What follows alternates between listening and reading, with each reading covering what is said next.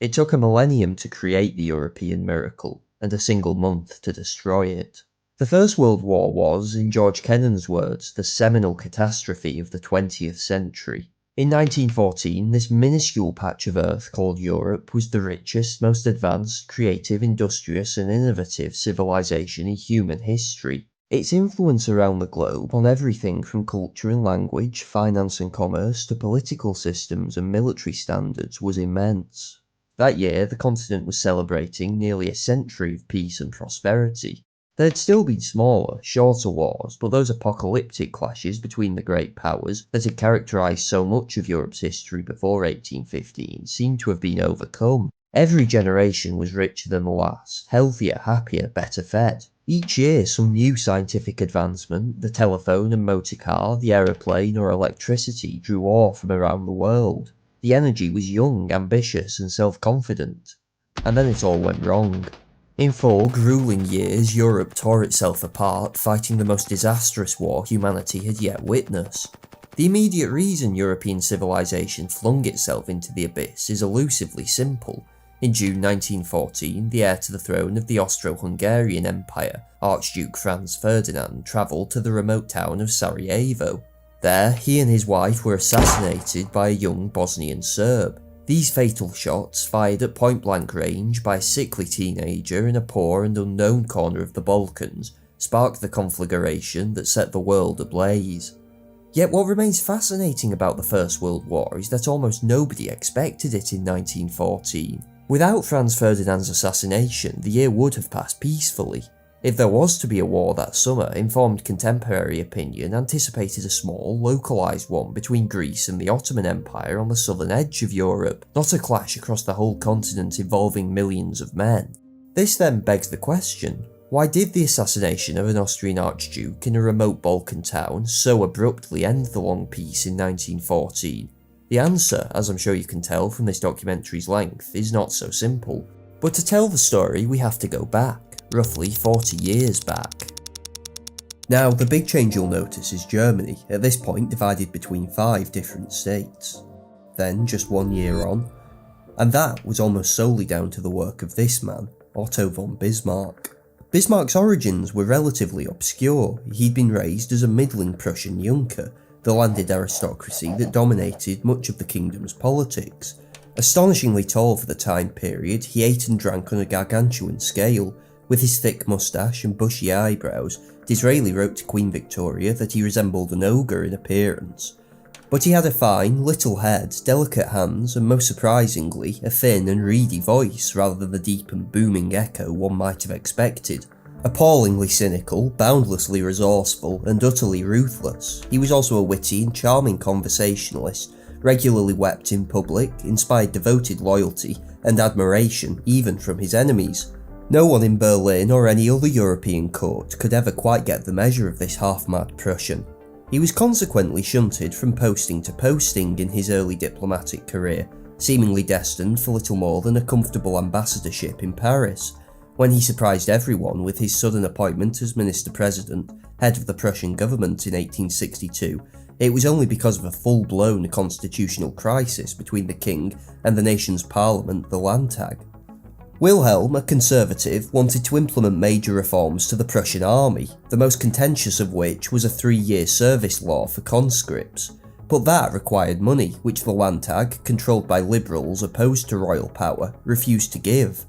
That the king turned to Bismarck and accepted the maverick's demands for total control over the government was a sign of how desperate he was. The new minister-president's solution to the crisis was to use a loophole in the constitution that allowed him to collect the previous year's taxes without the Landtag's consent. This plan went down like a cup of cold sick. The army reform was implemented, but the liberals were furious, and the king seemed ready to offer them Bismarck's head in response. Military reform, though, had only ever been a means to an end for Bismarck. The Prussia he had inherited was the weakest of the 5 great powers in Europe. Since the time of Napoleon, almost every attempt to play the game of international politics had invariably ended in complete humiliation. For Bismarck, his job was not just to help the king, he was there to make Prussia great, and he knew how to do it. For about 100 years there had been this idea of German nationalism, the concept of a united identity that bound all of the peoples in the German-speaking states together. Maybe there should even be a single country for them, instead of all these tiny principalities. In 1848 there had been a wave of popular revolutions that had sought to make this a reality, but they'd failed spectacularly. The monarchies that actually ruled the German states had basically wanted nothing to do with it, and the monarchs controlled all of the armies, without which, no Germany. Bismarck's idea was, rather than trying to unify Germany with revolutions or democratic votes, why not do it with the Prussian army? So, in September 1862, as he's locked in confrontation with liberal politicians over the military budget, Bismarck goes to the Landtag and says, "Not through speeches and majority decisions will the great questions of the day be decided. That was the great mistake of 1848 and 1849, but by iron and blood."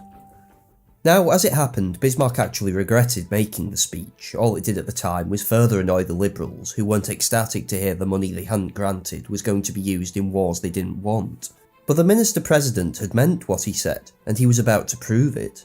In 1864, the Danish king tried to annex the Duchy of Schleswig, a state he technically ruled already, but was claimed by a German prince along with the Duchy of Holstein, a state that was actually in the German Confederation.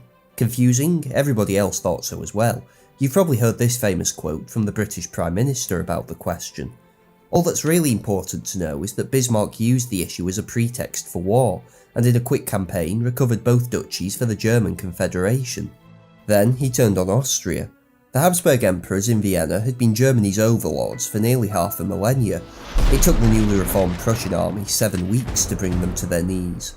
In the aftermath, Bismarck dissolved the German Confederation and forced every principality above the River Main into a Prussian-led union, annexing them in all but name. Back home, the once overwhelming Liberal bloc that had prayed daily for Bismarck's fall now joined the celebrations in the wake of his triumph. Soon after, they agreed to a compromise backdating the overwhelmingly successful army reforms in return for a freely given promise from the Minister-President to never bypass them again. "I've beaten them all," Bismarck declared, hammering his fist on the desk. The only remaining problem was the southern German kingdoms, too big to be coerced like Saxony, too small to be left alone like Austria, too German to be omitted from any unification, too Catholic to willingly join with the Protestant North. Bismarck needed an outside threat, something that would convince the southern Germans to look to Berlin for protection, and in France he found one. The French had been alarmed by Prussia's sudden rise to power, and when, in a relatively complex bit of diplomatic manoeuvring, it looked as if the Prussians might also place a Hohenzollern relative of their king on the throne of Spain, Paris put its foot down. Now, when the French ambassador demanded King Wilhelm retract the proposed candidacy, he actually agreed, but Bismarck then edited the telegram reporting the king's reply to make it seem as if he had insulted the French ambassador. In Paris, the people demanded war. In Berlin, they demanded war, and Bismarck had his war. The French were in no way ready for a conflict, and it again took the Prussians little over a month to surround and destroy the main French army. Believing France to have been the aggressor, the southern German states also rallied to Prussia's side. Glory proved a powerful intoxicant, and in the Palace of Versailles, all of the German princes gathered to proclaim Wilhelm as Kaiser, Emperor. Soon after, Paris fell to German armies following a bloody 4-month siege. The beaten French government sued for peace. The terms of the Treaty of Frankfurt were harsher than those imposed on Austria. France was to pay a 5 billion franc indemnity. Until then, the German army would occupy much of the country's north. Most humiliatingly though, the new Reich also seized the border provinces of Alsace-Lorraine. The states had large German-speaking communities and were considered a necessity by the army if the new nation was to have militarily defensible frontiers. For the French though, still drunk on the glories of Bonaparte, it was as if a limb had been amputated. Bismarck had, in a decade, proved himself more worthy an heir to Frederick's crown than any Hohenzollern king had in a century. Prussia from last to first in Europe, the once squabbling German states forged into a formidable new empire. Nietzsche's will to power embodied in the actions and ambitions of a single man. But triumph inevitably created the conditions for the fall.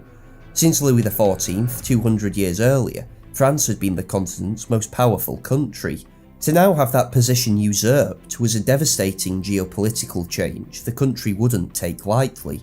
And it wasn't just France that was concerned. In the House of Commons, the future Prime Minister Benjamin Disraeli announced the new Reich was a German revolution, a greater political event than the French Revolution of the last century. The balance of power has been entirely destroyed.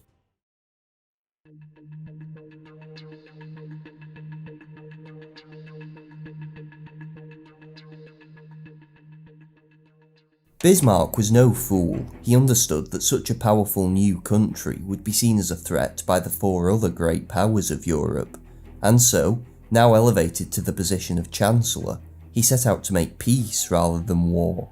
The diplomatic system Bismarck created assumed that France, resentful at its lost power and provinces, would always be hostile. Germany alone, with its larger army and economy, could beat the French in a straight fight, but if France found allies, different question. The solution was for Berlin to block off this possibility. For the next 15 years, Europe was dominated by the Three Emperors League, a quasi-alliance between Germany, Austria-Hungary and Russia. These three empires were ruled by monarchs who shared a vested interest in maintaining the European status quo against the likes of France, which had become a republic after the recent war.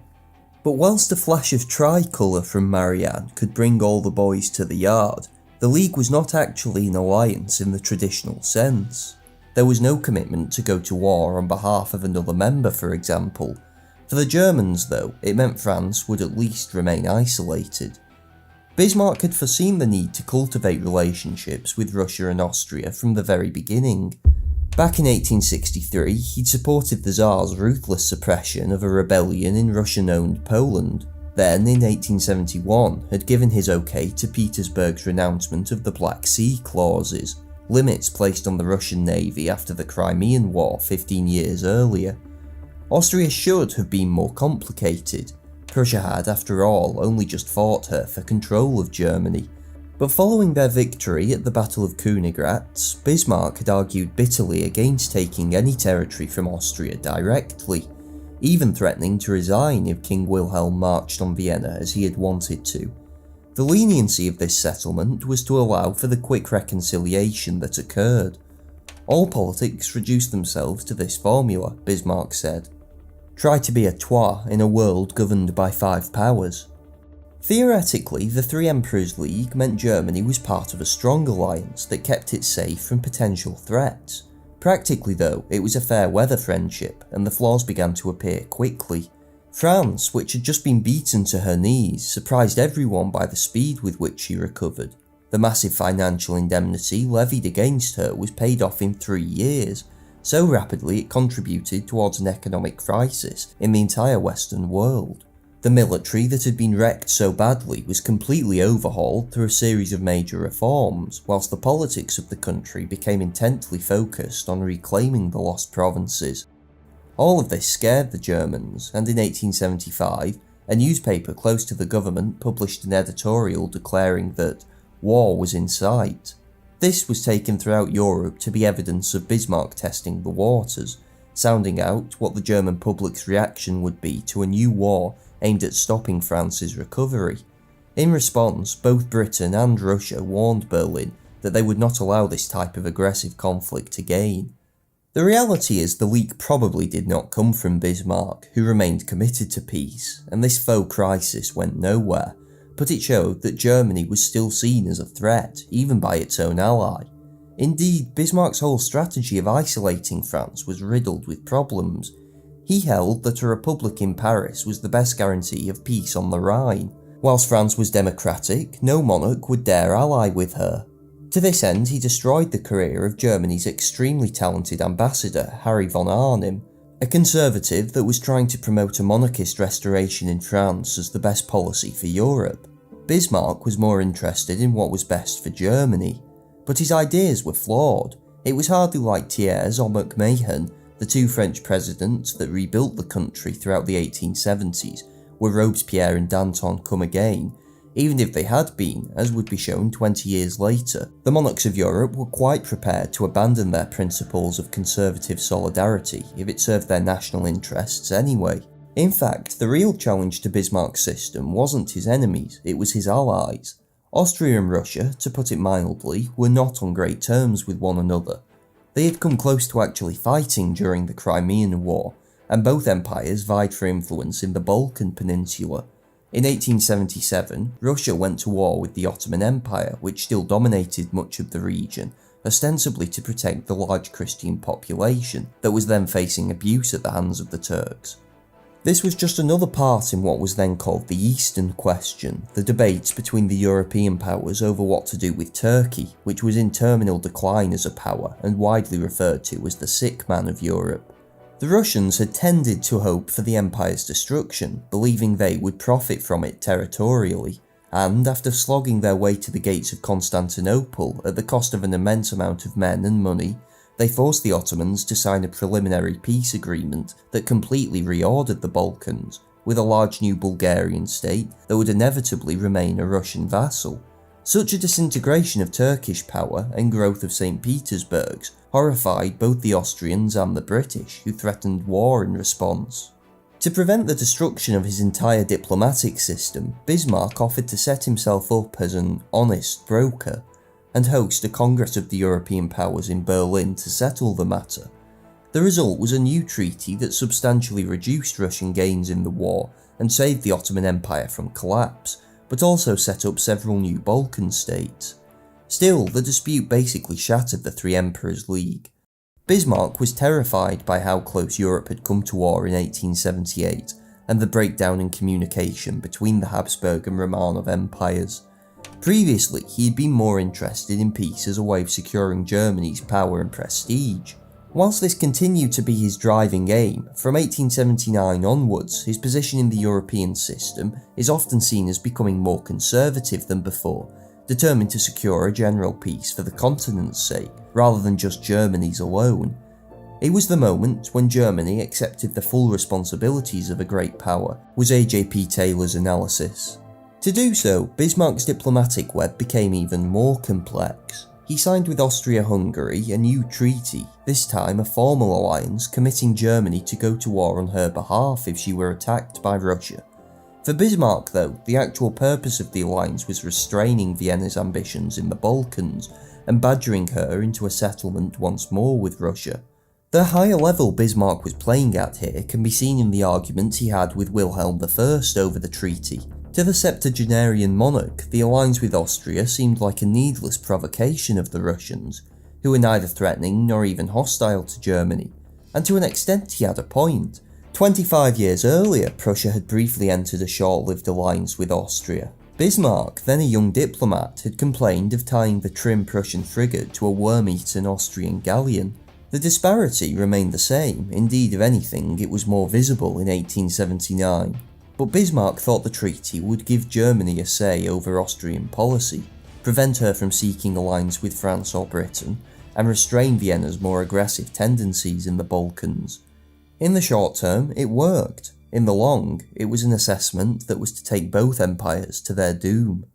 Although Wilhelm had worried that the treaty with Austria would permanently alienate his nephew, the Emperor of Russia, the reality was that St. Petersburg, broke and vulnerable after the Turkish War, still needed good relations with Germany.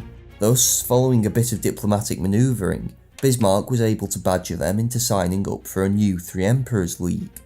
Like before, it was not a formal alliance, and did not cancel out the Austro-German treaty. All the League did was promise neutrality if one of the powers was attacked by another party.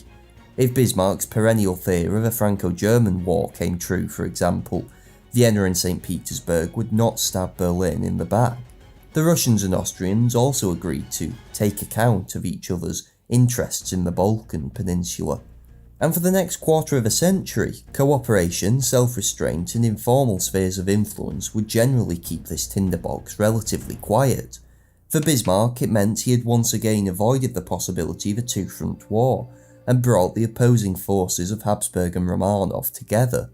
Peace on the continent, for as long as the League lasted, seemed assured. The following year, Italy joined the Austro-German Pact, turning it into a triple alliance. Like Germany, the Italians were a recently unified nation, and this treaty was yet another step in Bismarck's isolation of France, which was now totally quarantined. If we zoom out, we can see what an intricate web of overlapping secret agreements, treaties and deals this was. The key thing to emphasise though, is that whilst it worked for now, all of them had a single point of failure, namely Otto von Bismarck. It was Bismarck who kept this convoluted system together, and for all his guile, problems still abounded. Of these, the Balkans remained the most persistent thorn, and the main reason for that was the slowly dying empire to his south.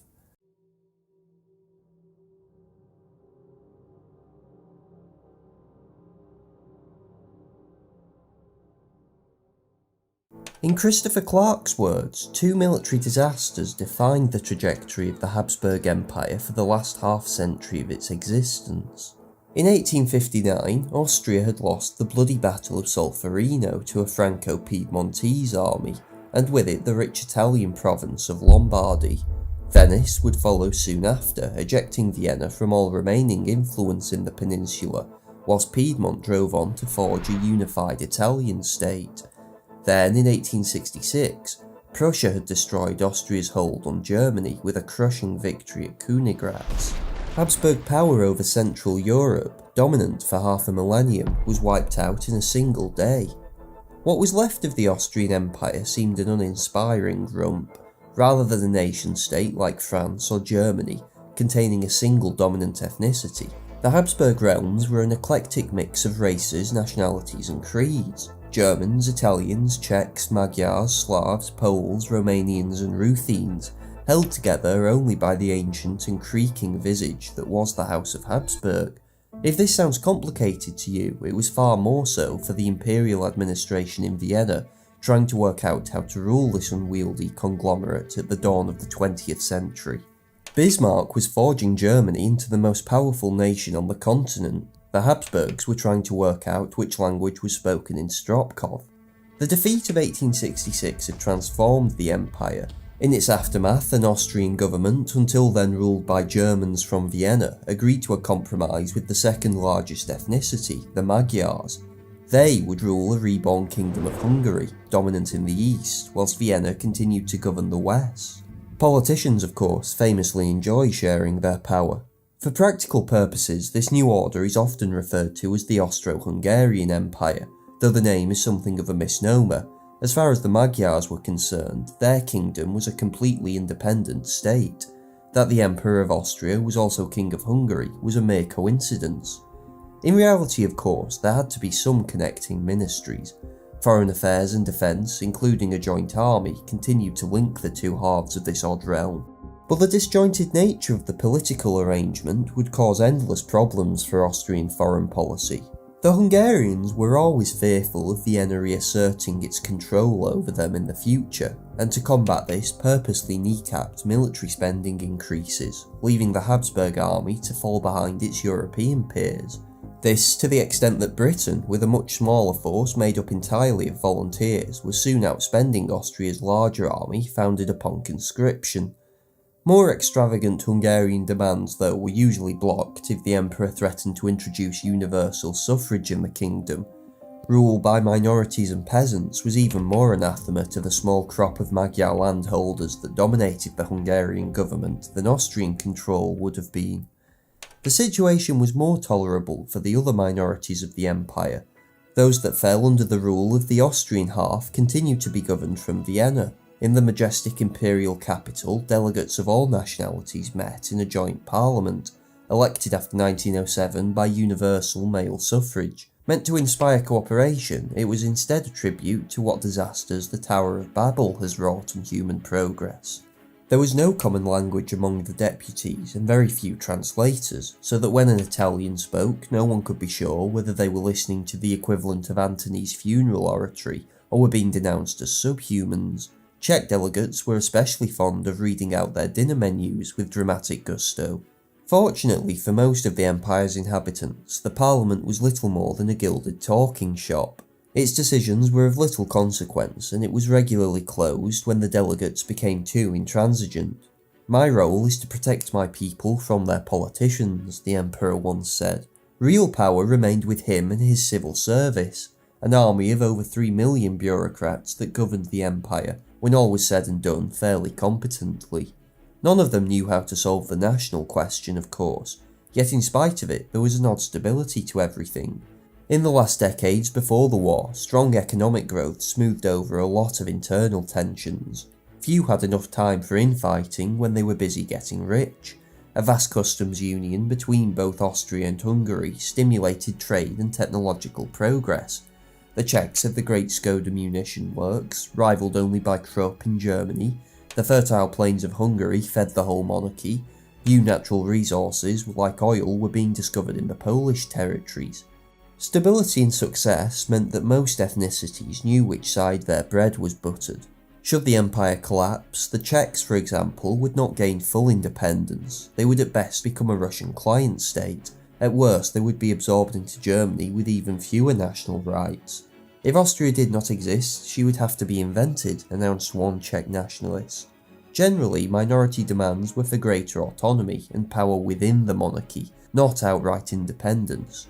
They nonetheless continued to squabble in Parliament, and outsiders often wondered how such an apparently dysfunctional anachronism could ever survive in the long term. Yet life continued to move forward nonetheless. The situation was always desperate but not serious, quipped one Viennese journalist. Above it all was the Emperor, Franz Joseph. With his immediately recognisable whiskers, deep blue eyes and military dress, he was the embodiment of a rapidly fading 19th century. Franzi, as he was known to his close family, had ascended the throne of the Habsburg monarchy in 1848, at a time when the revolutions of that year were tearing it apart. Through the iron hand of his military, the young emperor had re-established control of his inheritance, but from then on the story had been one of decline. The loss of Italy and Germany had destroyed the empire's preeminent role in European affairs. Internally, his once absolute grip on power now had to make accommodation for parliaments and Hungarian autonomy. Franz Joseph's personal life had mirrored his empire's tragic fate. As a young man, he had married his Bavarian cousin Elizabeth, or Sisi as she was known. Beautiful and lively as a girl, a usually rigid and unromantic Franz Joseph proved an uxorious husband. But Elizabeth unfortunately never grew up. Hating court protocol, she refused to fulfill the duties of an empress or wife, and spent most of her time horse riding or touring Europe instead. In 1898, she was killed by an anarchist whilst in Switzerland. Franz Joseph's only son and heir with her, a clever but troubled boy named Rudolf, had taken his own life nearly a decade earlier in 1889. His brother Maximilian had been executed in Mexico, and his favourite niece had died by accidentally setting herself on fire. "I have been spared nothing in this world," Franz Joseph muttered quietly. Throughout it all, the emperor continued to work, rising just after 4 in the morning and usually remaining at his desk until evening. With determined efficiency, he fulfilled his duties, seeming at times to hold the whole creaking imperial apparatus together by sheer force of will. In Edward Crankshaw's words, "No empire in decline has yet produced a visionary." Franz Joseph was above all an administrator, and in that task, requiring intelligent and incorruptible hard work, he was well suited. Not everyone was content with Franz Joseph's rigid and plodding rule, though. The death of the emperor's only son meant the status of heir apparent passed to a nephew, Franz Ferdinand. Cold, charmless and authoritarian, his only real passion was for massacring wildlife on the hunt. As future head of the most prestigious dynasty in Europe, though, Franz Ferdinand was nonetheless expected to marry well. Instead, in an uncharacteristic fit of passion, he had fallen in love with a lady-in-waiting, Sophie Chotek. The Choteks were still Bohemian nobility, but for a dynasty whose success had been founded on marriage, Franz Joseph was oddly passionate about making sure none were successful. Like anybody, he could hardly derive enjoyment from opening the Eggenberg town hall, but crushing the dreams of the odd pleb still held its medieval appeal. When he finally gave way after intercessions from both the Pope and the German Kaiser, it was on condition that the marriage remained morganatic. Sophie would never be an empress, no children would ever inherit the crown, and, at least to Franz Ferdinand's mind, his uncle from then on appeared to take personal pleasure in slighting her at every possible opportunity. It was not a recipe for a harmonious relationship. Franz Ferdinand spent most of his time at the Grand Belvedere Palace in Vienna, where he set up a sort of shadow court to the actual government. In personality, he was as rigid as his uncle, but several historians have thought his ideas surprisingly open, encouraging a range of different theorists, politicians and writers to offer up their visions of how to reform the Habsburg monarchy. One suggested giving each minority a small territory of their own within the empire, a sort of United States of Austria. Another argued in favour of giving the Slavs in the empire their own kingdom, a la Hungary. Franz Ferdinand himself seems to have eventually settled on a sort of halfway house, revoking the compromise with the Hungarians, whom he despised, and reordering the empire into more of a federated state, including all of the other major nationalities, though he himself would rule most things from Vienna, without a parliament if possible. 25 years of consultations, and the end result was shut up and do what I say. By the 1880s, the Habsburg Empire had settled into its new geopolitical reality. The old order in the Italian peninsula and Germany was gone.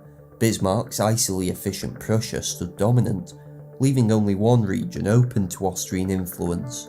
The Balkans largely remained under the control of the Ottoman Empire, but if Austria was considered a sick man by some, the Turks appeared to be on life support. Broke, corrupt and ruling over minorities that hated it, nobody expected Constantinople to maintain its hold indefinitely. The concern for Austria was what came next. Much of the peninsula had Orthodox and Slavic populations, naturally more inclined to Russian rather than Catholic and German Habsburg influence. As stated earlier, Bismarck's web of agreements and alliances kept a lid on these tensions between St. Petersburg and Vienna, but they could never be wholly exercised. In 1878, Austria had occupied the Ottoman province of Bosnia-Herzegovina, with the consent of the other European powers. Its mandate was for administrative and economic reform, which it carried out energetically, emancipating peasants, improving productivity and pouring in investment. Opposition was cracked down on ruthlessly, but on the whole the Austrians, like the other European powers in their far-flung colonies, thought of themselves as a force for progress. Quite why the Habsburgs actually needed Bosnia, apart from the usual vague waffle about countering Russian influence, nobody could ever explain. Indeed, all the economic and social advancement in the world could not shake the fact that Austria had absorbed yet another sizable minority, this time a number of new Slavs. Given the chance, a significant portion would have preferred to unite with the small Serbian state across the border. Anyone that paid the slightest bit of attention to their history teacher while staring out of the classroom window will be able to recite something about the Austro-Serb rivalry, which lit the fuse for the Great War. But in the last decades of the 19th century, Serbia was actually an Austrian ally. The Serbian king, Milan, was an avowed Austrophile, to the extent that in 1885 he randomly turned up in Vienna, announcing his intention to abdicate and let Austria annex his country. Exasperated Habsburg bureaucrats had bundled him out of the capital, preferring at this point an independent but easily malleable state. Until 1903, this is largely what they got. Milan soon after abdicated anyway, but his son and successor remained firmly inside the Austrian tent. Alexander was a bafflingly erratic man, prone to flit between positions, and had married a much older woman whom the Serbian public thought a grasping social climber. As Balkan and Slavic nationalism grew towards the end of the century, the Serbian military in particular became restless with their king's bizarre governing style and tendency to kowtow to Austria. In 1903, a putsch organised by a group of officers saw husband and wife butchered in the royal palace. Among the conspirators was a young soldier named Dragutin Dmitrievich, known more commonly by his nickname, Apis, a product of the new ultranationalism beginning to grow within the Serbian army. King Alexander's replacement was the Karađorđević dynasty, more liberal in political persuasion, but also willing to take a harder line against Austria. Part of the military in particular hoped they would centre Belgrade's foreign policy around a secret plan drawn up 60 years earlier, known as the Nasa Tanja, a blueprint for sweeping annexations, liberating or conquering all surrounding Serbians. Christopher Clark states that the document was a Magna Carta for Serbian nationalism, influencing the ambitions of its statesmen right up until 1914. This interpretation has more recently been questioned by the likes of John Zemetica, who doubts how much influence it actually had, as contemporary Serbian statesmen talked of it little. Indeed, for nearly a decade following the coup, Serbian foreign policy remained without clear direction. At a foreign policy conference in 1905, Bosnia was at this point only reluctantly brought up as a potential target for expansion because someone suggested it would look bad in the minutes if it wasn't. Whatever the case, the 1903 revolution meant Austria had lost a loyal vassal in the Balkans. To begin with, the Habsburgs viewed the coup as a fait accompli, and recognised the new monarchy with little fuss. Indeed, it was Britain rather than Austria which expressed the most outrage at the regicide, but the Habsburgs quickly grew concerned with their neighbour's new policy, in particular its decision to try and source a large loan for armament expansion from Paris rather than Vienna. Then, in December 1905, it was revealed Serbia had entered into a customs union with Bulgaria, a sure sign that she was trying to escape from her current economic dependence on Austria. The Habsburgs reacted violently, withdrawing from their own talks with Serbia about renewing their existing trade deal and announcing an embargo on pork, Belgrade's main export.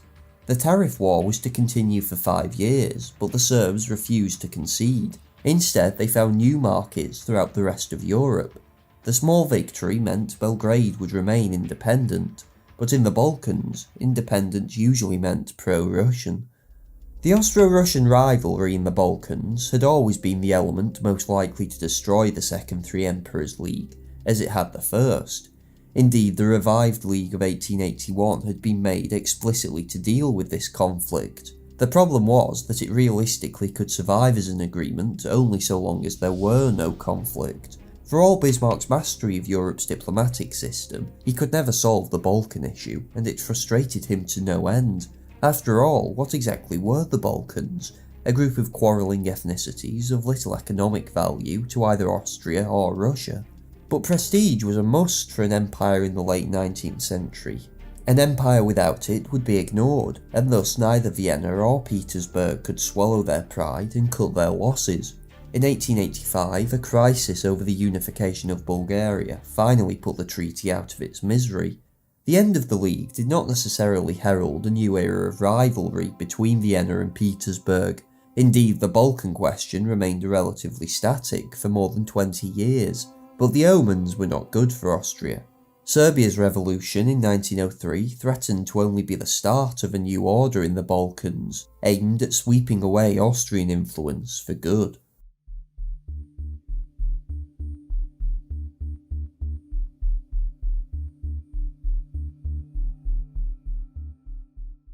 The end of the Three Emperors League once more posed a serious problem for Bismarck. Reconciling Austria and Russia, at least to the point that they could exist in the same alliance, now seemed impossible. But where did that leave Germany? The Chancellor's solution was typically Bismarckian. He would edge his bets and try to reframe Berlin at the centre of European politics another way. The Triple Alliance with Austria and Italy would be maintained. Russia, though, would receive a new agreement exclusively with Germany, known as the Reinsurance Treaty. Again, it was not a full alliance. The terms only meant that Russia would remain neutral in a French war, and Germany in an Austro-Russian one, where Vienna was the aggressor. But Bismarck was playing a dangerous game now. The Austrian and Russian agreements were bilateral, containing both secret and contradictory promises from Germany to each empire. Indeed, only a select group of people in Berlin and Petersburg even knew of the Reinsurance Treaty's existence. If its terms were ever made public, Bismarck would have been exposed as a cheat to the Austrians, and his entire diplomatic web would come crumbling down. This is not to say Germany had lost its European influence, but the diplomatic dance Bismarck had to partake in to maintain it, master ballerina that he was, seemed to be getting more complex by the month. It was a situation about to be made worse by domestic forces. In 1888, Bismarck had governed Prussia and then Germany for more than a quarter of a century. He could only do so because of the constant loyalty and commitment shown to him by Kaiser Wilhelm I. The old monarch still balked at many of Bismarck's policies, questioned his convoluted agreements and treaties that seemed to have little respect for honour or chivalry. But he knew he was dependent on his Chancellor and generally allowed him free rein. That year though, at the astonishing age of 90, Wilhelm finally died. His son and heir was 58-year-old Crown Prince Frederick. In stark contrast to his conservative and autocratic father, Frederick was an outspoken liberal. As a young man he had married Victoria, or Vicky as she was more commonly known, the Princess Royal of England. "Oh madame, it is a princess," announced the physician to Queen Victoria upon delivering her. "Never mind, the next will be a prince," replied the indefatigable queen. Nonetheless, Vicky proved to be her parents' favourite. Intelligent, articulate, but strong and willful, her father, the prince consort in particular, held Vicky in high regard. "You are quite your dear, beloved papa's child," the queen wrote to her daughter. "You are so learned and so fond of deep philosophical books that you are quite beyond me." Victoria and Albert had a total of 9 children, and all of them had a specific future planned. The royal couple's hope was to use their marriages to promote European peace, progress and liberalism. Key to this plan was Vicky. Albert had come from a small German principality, whilst Victoria also descended from the House of Hanover, and viewed herself in the first years of her marriage as being more German than English. Their greatest desire was to see a liberal and unified Germany partnered with Great Britain leading Europe into a new age. Vicky was to make this dream a reality. In 1851 she had been introduced to the handsome Prince Frederick of Prussia at the Great Exhibition held in London that year. He was 20, she was just 10, and immediately smitten. 4 years later at Balmoral, the Queen's retreat in the Scottish Highlands, the Prince proposed. The marriage was delayed until Vicky was 17, and in the meantime caused friction between the British and Prussian courts. The latter stated it was traditional for Prussian princes to be married in Berlin. Queen Victoria demanded her Foreign Secretary refuse. Whatever may be the usual practice of Prussian princes, it is not every day that one marries the eldest daughter of the Queen of England. The question must therefore be considered settled and closed. Both sides refused to budge. On the 25th of January 1858, the marriage of Frederick and Vicky finally took place, in St James's Chapel, London. Albert and Victoria hoped their daughter would mould the Prussian prince, then the kingdom, then Germany, into good liberals. On one account at least they were successful. Fritz, as he was known, was always liberal inclined anyway, and admired the Westminster parliamentary system. But Vicky gave form to his ideas. When he was presented with memoranda, his usual response was, "We shall have to see what the Crown Princess thinks." Yet Fritz remained a thorough Prussian in many other respects, much to Vicky's disapproval. When his father threatened to abdicate during the 1862 crisis with the Landtag, something that would have given Frederick the crown, it was he that talked the king back, on the basis that abdication would dishonour the monarchy. And when it came time for Bismarck to unify Germany with iron and blood, rather than the liberalism and progress envisaged by Prince Albert, Fritz fought gallantly in all 3 of the wars, earning the Iron Cross for his bravery. That wasn't good enough for Bismarck though, who distrusted his liberalism and Vicky's continued love of her home country. They were consequently excluded from government, unable to even see state papers, and left effectively out in the cold for more than 25 long years. When the old Kaiser finally died in 1888, more than a quarter of a century after Vicky had first arrived in Berlin, hoping to inject the liberalism of that era into it, she was too late. A year earlier, Fritz, always a heavy smoker, had been diagnosed with throat cancer. Seriously ill by the time he inherited, his reign lasted just 99 days. Frederick is often considered one of the great what-ifs in 19th century history, though it's worth noting the liberals that had once dominated the Landtag had long since been broken by Bismarck. What realistically Fritz and Vicky could have achieved in the face of opposition from the army, aristocracy and Iron Chancellor is unclear. Whatever the case, it's a counterfactual that has caught the imagination of many, if only for the fact that what came next was so different. The third emperor of 1888 was Vicky and Fritz's eldest son, now styled Wilhelm II. Just 29 years old, yet already immediately recognisable with his handsome face, constant posing and pointed moustache, which his barber stuck up with wax every morning. Photos usually show him in some way attempting to hide his arm, which suffered from a deformity caused by a traumatic birth. The disability made his left hand practically useless, and deeply distressed Vicky, who'd wanted to raise the perfect Prussian prince. To correct it, the young Wilhelm was given everything from electrical shock therapy to having a freshly slaughtered hare strapped on. Nothing worked, and as a boy he felt suffocated by his mother's rigorous educational regime, meant to mould him into a type of English liberal that was by then dying out even in England. Feeling starved of affection by his mother, but also determined to rebel against her ideas, Wilhelm instead found himself attracted to the traditional conservative and militarist values of Prussia. When he was posted to an elite guards regiment as a young man, he announced he had finally found his home. Bismarck watched all of this with pleasure. He did not expect Wilhelm to take the throne in his lifetime, but a conservative son could be useful for when the Chancellor inevitably had to deal with the liberal father. To this end, he arranged for Wilhelm to gain some experience in the Foreign Office, even allowing him to read confidential state documents, a privilege that had never been afforded to Fritz. Determined to marry young and provide heirs for the dynasty, Wilhelm first fell in love with his cousin Elizabeth of Hesse-Darmstadt, but Ella, as she was known, rejected him, finding Wilhelm bombastic, conceited and overbearing. On the rebound, he instead married Augusta Victoria, or Donna for short.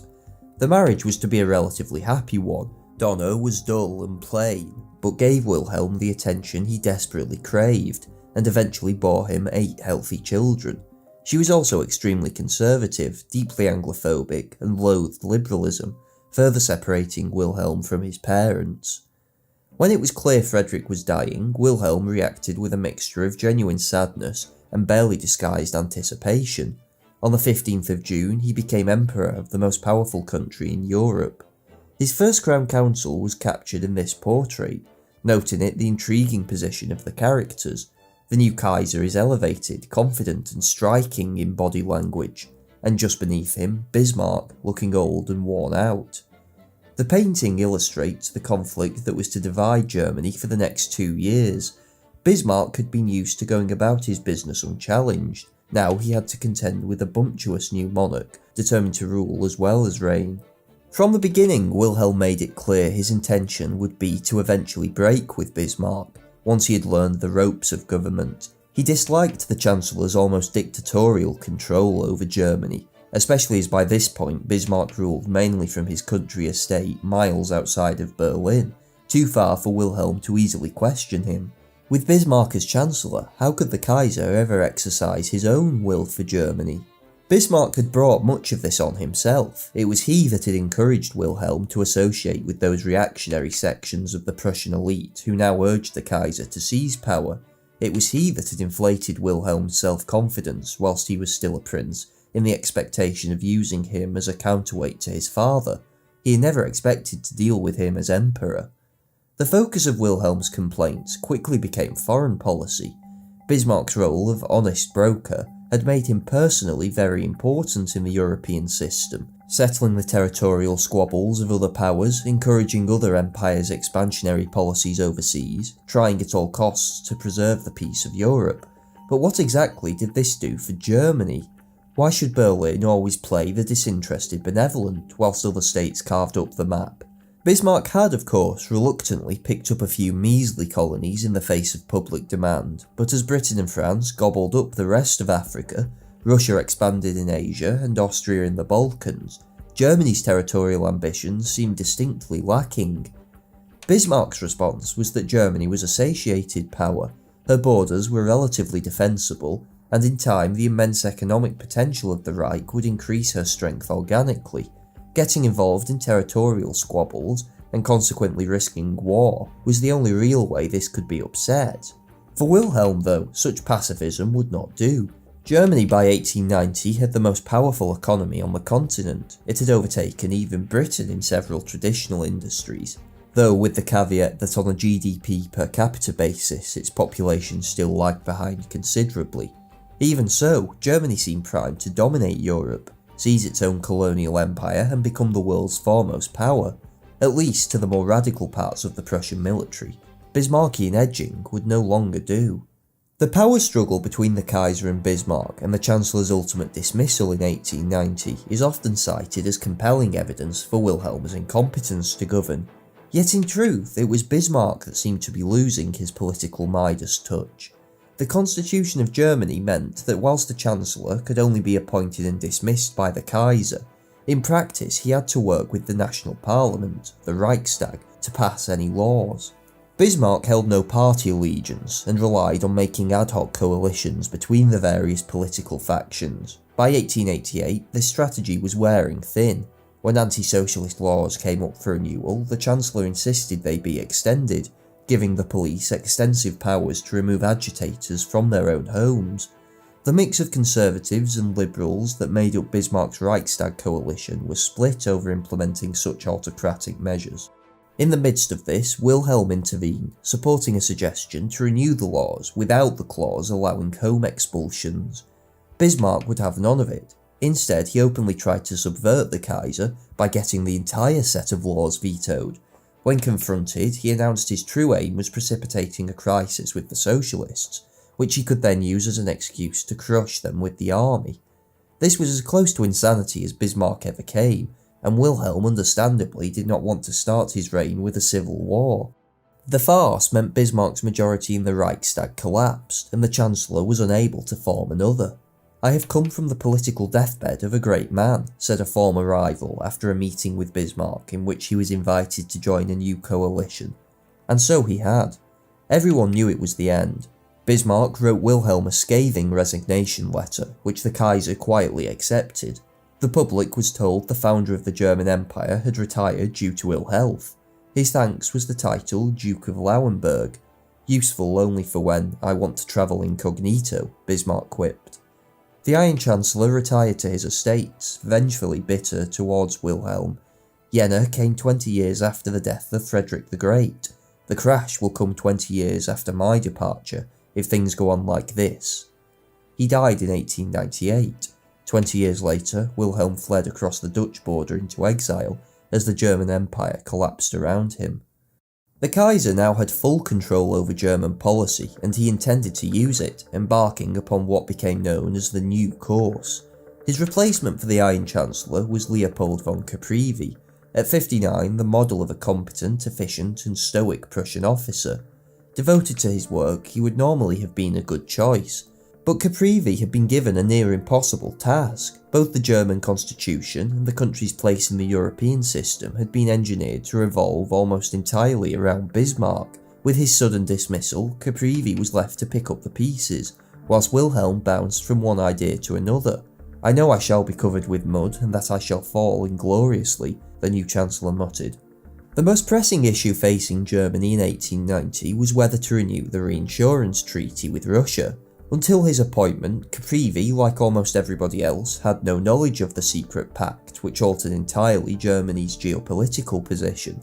Within a week of taking office, he had to decide if it should be continued. For his part, the Kaiser had already confused matters by giving a delighted Russian ambassador his personal guarantee of the treaty's renewal. But Caprivi, with very little understanding of foreign affairs, was instead convinced by a key official in the Foreign Office, Friedrich von Holstein, to let the agreement lapse. The reinsurance treaty, so Holstein argued, needlessly complicated relations with Austria, who didn't know of its existence and might cancel their own alliance with Germany if they ever found out. Besides, alliance with Russia was also blocking better relations with Britain, whom St. Petersburg was in competition with in Central Asia. Persuaded, Caprivi decided against renewal in favour of a simple and transparent foreign policy.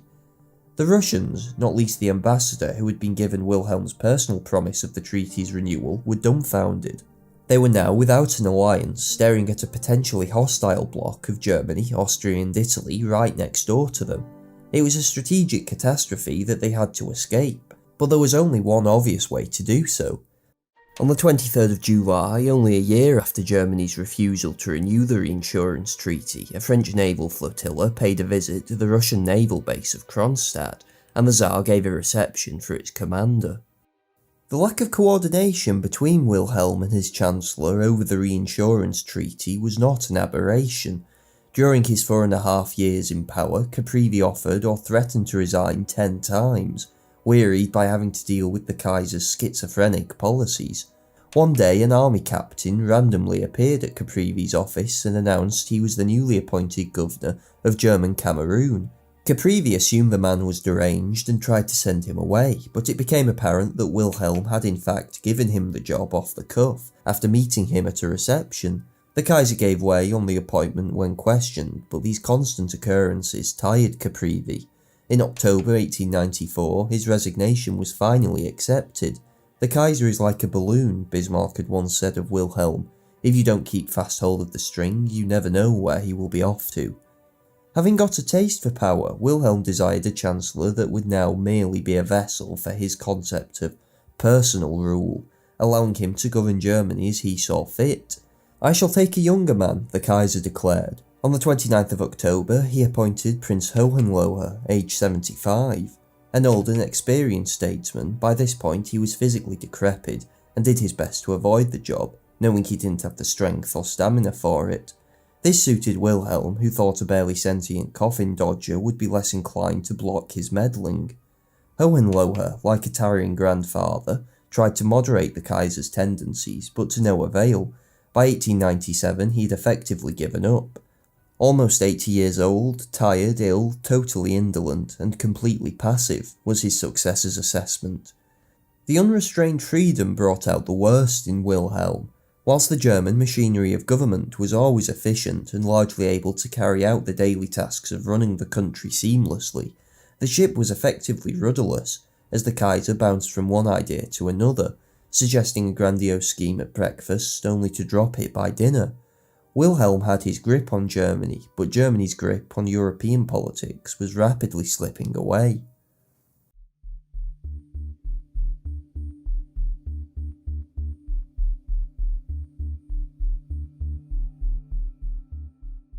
In 1900, the eyes of the world turned to Paris, as it hosted the greatest display of European wealth for 50 years. The Exposition Universelle showed off a century of technological, scientific and social progress. Elaborate pavilions were set up by over 40 nations, announcing their innovations and culture to a staggering attendance of nearly 50 million people. The Canadians presented onlookers with piles of furs. The Portuguese decorated their pavilion with ornamental fish.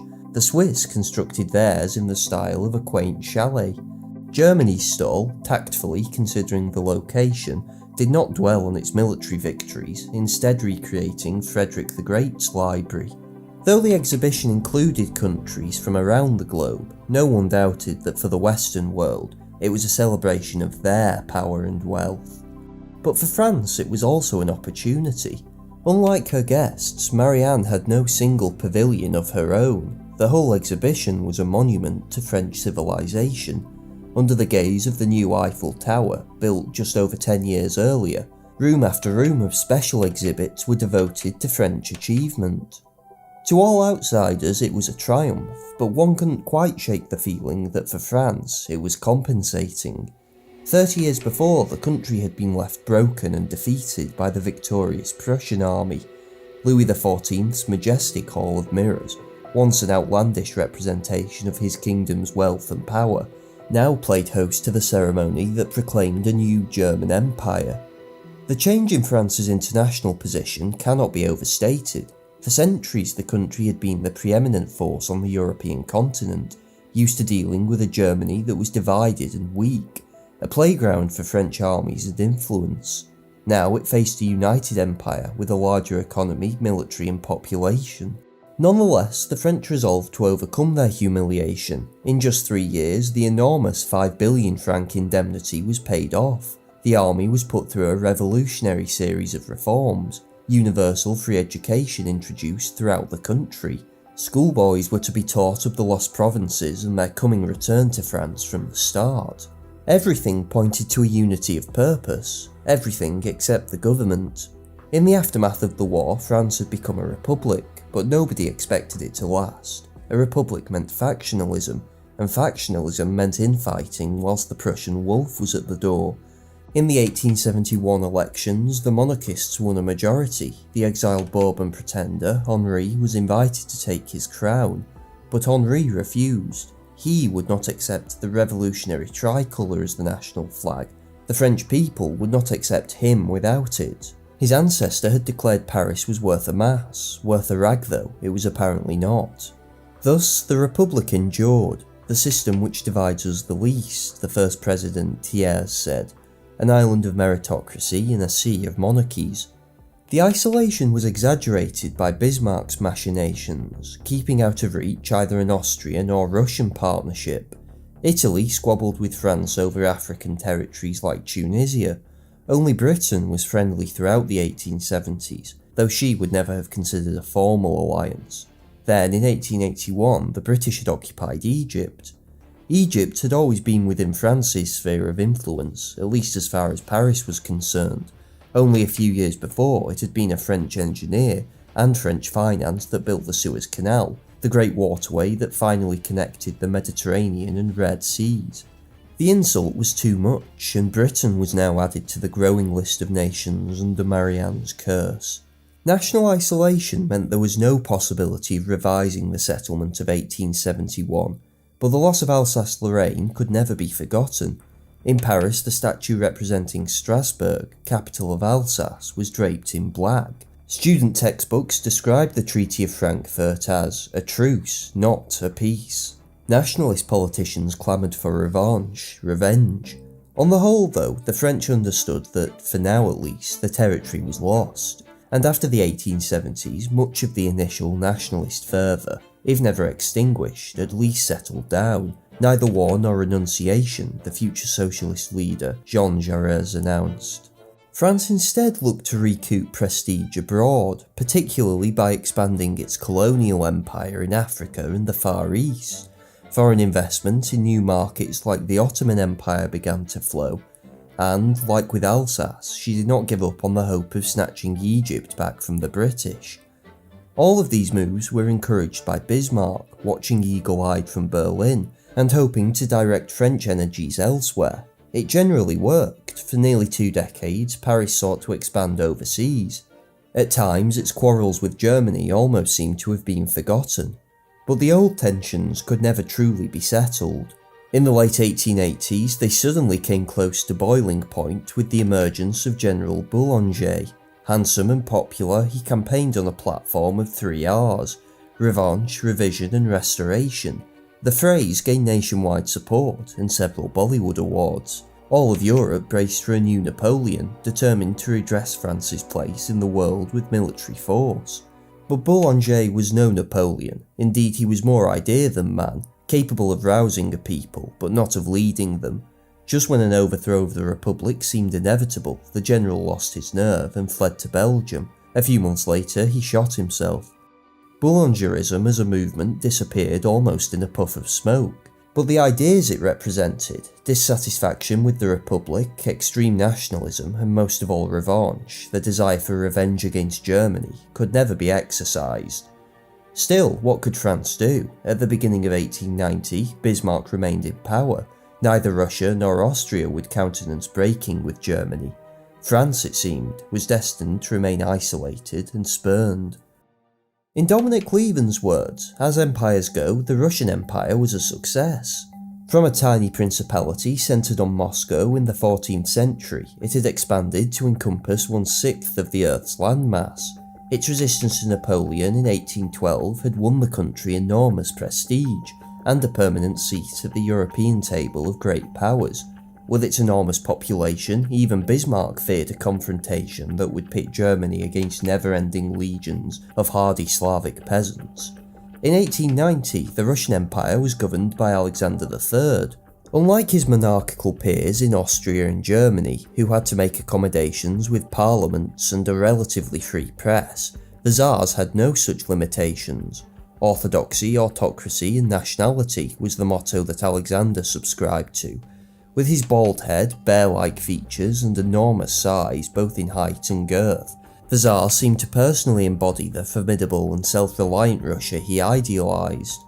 When the Austrian ambassador, vexed by some dispute, suggested to Alexander at a dinner party that his country might mobilise a corps on the Russian border, the Tsar calmly picked up a fork, twisted it into a knot and plonked it down in front of the ambassador. "That is what I will do to your army corps." Despite his aggressive instincts, however, Alexander's reign was a remarkably peaceful one in Russian history. Part of this was down to domestic limitations. The Tsar had inherited the throne in 1881, after the assassination of his father by socialist revolutionaries. These movements, secret societies largely made up of intellectuals and students, were more prominent in Russia than anywhere else in Europe, and the first part of Alexander's reign was spent suppressing them. Among those hanged for plotting against the Tsar was Alexander Ulyanov. His death was to be a formative influence in the career of his younger brother, Vladimir. The main reason for Russia's cautious policy in this era, though, was the foreign minister, Nikolai Gere. Calm, realistic and deeply conservative, he felt Russia's peculiar social order depended upon peace. The Turkish War of 1878, though allegedly a victory, had driven the empire close to bankruptcy. A defeat could bring down the whole regime, and Gere was under no illusion that defeat would be the result of any conflict with a Western power. The Crimean War of the 1850s had pitted Russia's never-ending manpower against the smaller, modern industrial armies of Britain and France, and the British and French had won. Russia might have been flourishing culturally, but economically it remained a backwater, in per capita terms its wealth ranking beside Spain. And so, Alexander repressed his natural inclinations and remained cautious internationally. On a personal level, for example, he disliked Germans. His pretty Danish wife Dagmar hated the accursed Prussians for stealing her father's duchies in the Schleswig War, and the Tsar felt Bismarck had betrayed Russia by stiffing her at the Berlin Conference. But knowing Russia needed German friendship, he kept to the Three Emperors League, and when it fell apart, agreed to the reinsurance treaty with Berlin.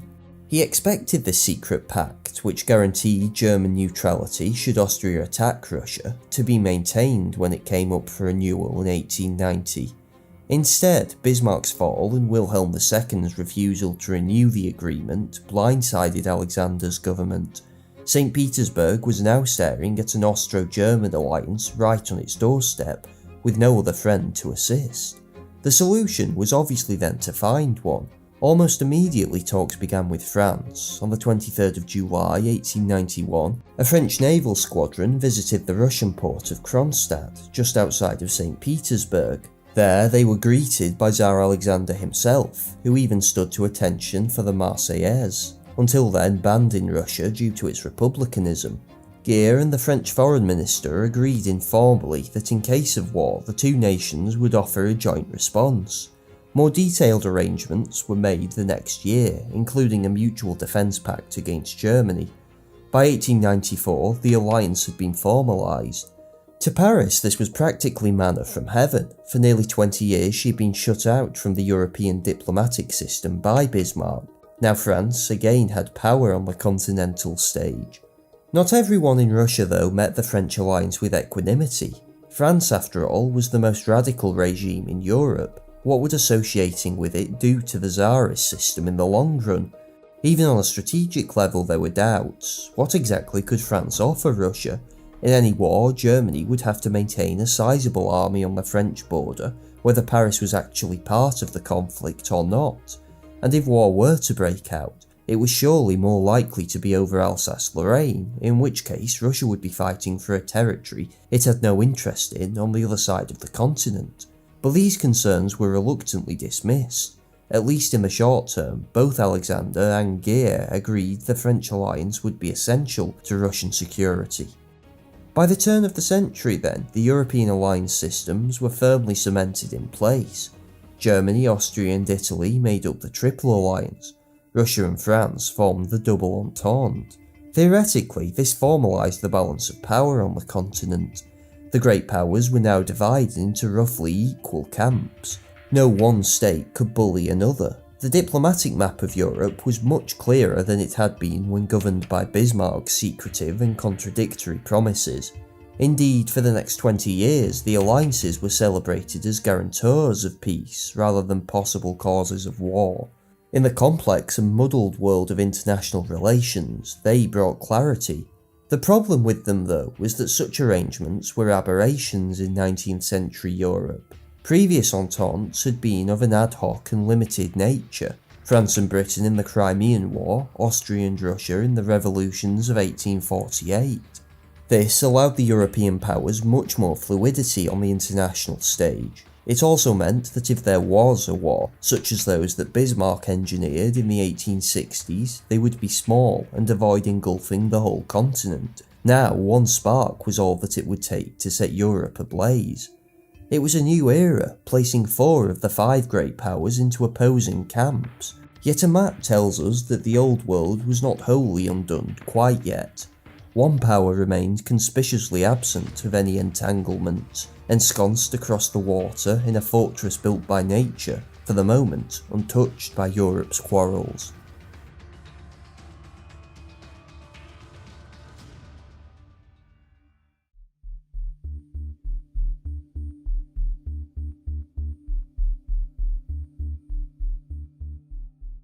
On the 22nd of June 1897, London, imperial capital of the world and heart of the British Empire, was brought to a standstill as Victoria, Queen of the United Kingdom, Empress of India, Defender of the Faith, and the then longest reigning monarch in British history, celebrated her Diamond Jubilee. Soldiers from an imperium that encompassed nearly a quarter of the globe, including India, Africa, Australia, Canada, South Africa, and Malaysia, took part in the military parades. At Spithead, the Prince of Wales reviewed the largest naval fleet in the world, rows and rows of warships lined up as far as the eye could see. Empire. Empire was the word of the day. Unlike the celebrations for the Queen's Golden Jubilee a decade earlier, involving large contingents from all European nations, 1897 was to be an imperial holiday. The Colonial Secretary, Joseph Chamberlain, in particular intended the festivities to double as a display of British power to the world. And the world was impressed. The French newspaper Le Figaro announced that Rome itself had been surpassed. The New York Times crowed that America was a part, and a great part, of the Greater Britain which seemed so plainly destined to dominate the planet. Even the Kreuz Zeitung in Berlin, mouthpiece for hostile Junkers, described the empire as practically unassailable. Only a few voices crying in the wilderness offered tenuous doubts. "Far called our navies melt away," Rudyard Kipling wrote in a poem composed for the Jubilee. "Lo, all our pomp of yesterday is one with Nineveh and Tyre." In 1897, though, a challenge to British power seemed almost unthinkable. The 19th century had been Britain's century. Following Napoleon's defeat, her empire had expanded rapidly. Her economy had surpassed all others. Her navy dwarfed its competitors. The notion that Britain had been given a divinely ordained mission to make the world English was a commonly held one. Her civilization, so many thought, had proved itself manifestly superior to all others. Yet nagging doubts remained. That year, the Prime Minister was the 3rd Marquess of Salisbury.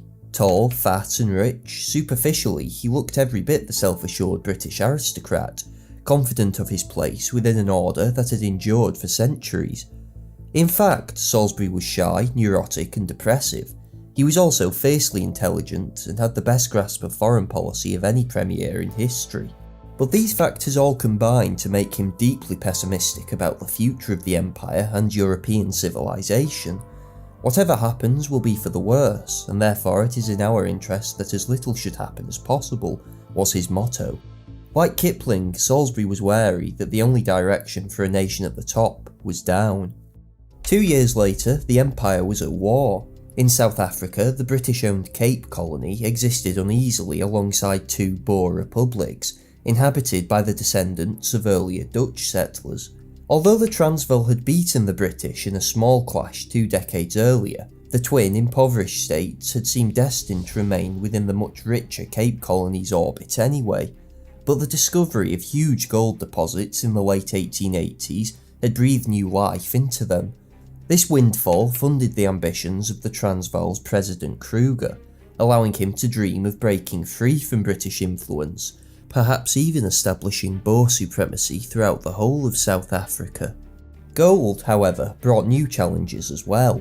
Thousands of prospectors had been drawn in by the lure of fortune, a large percentage of them British.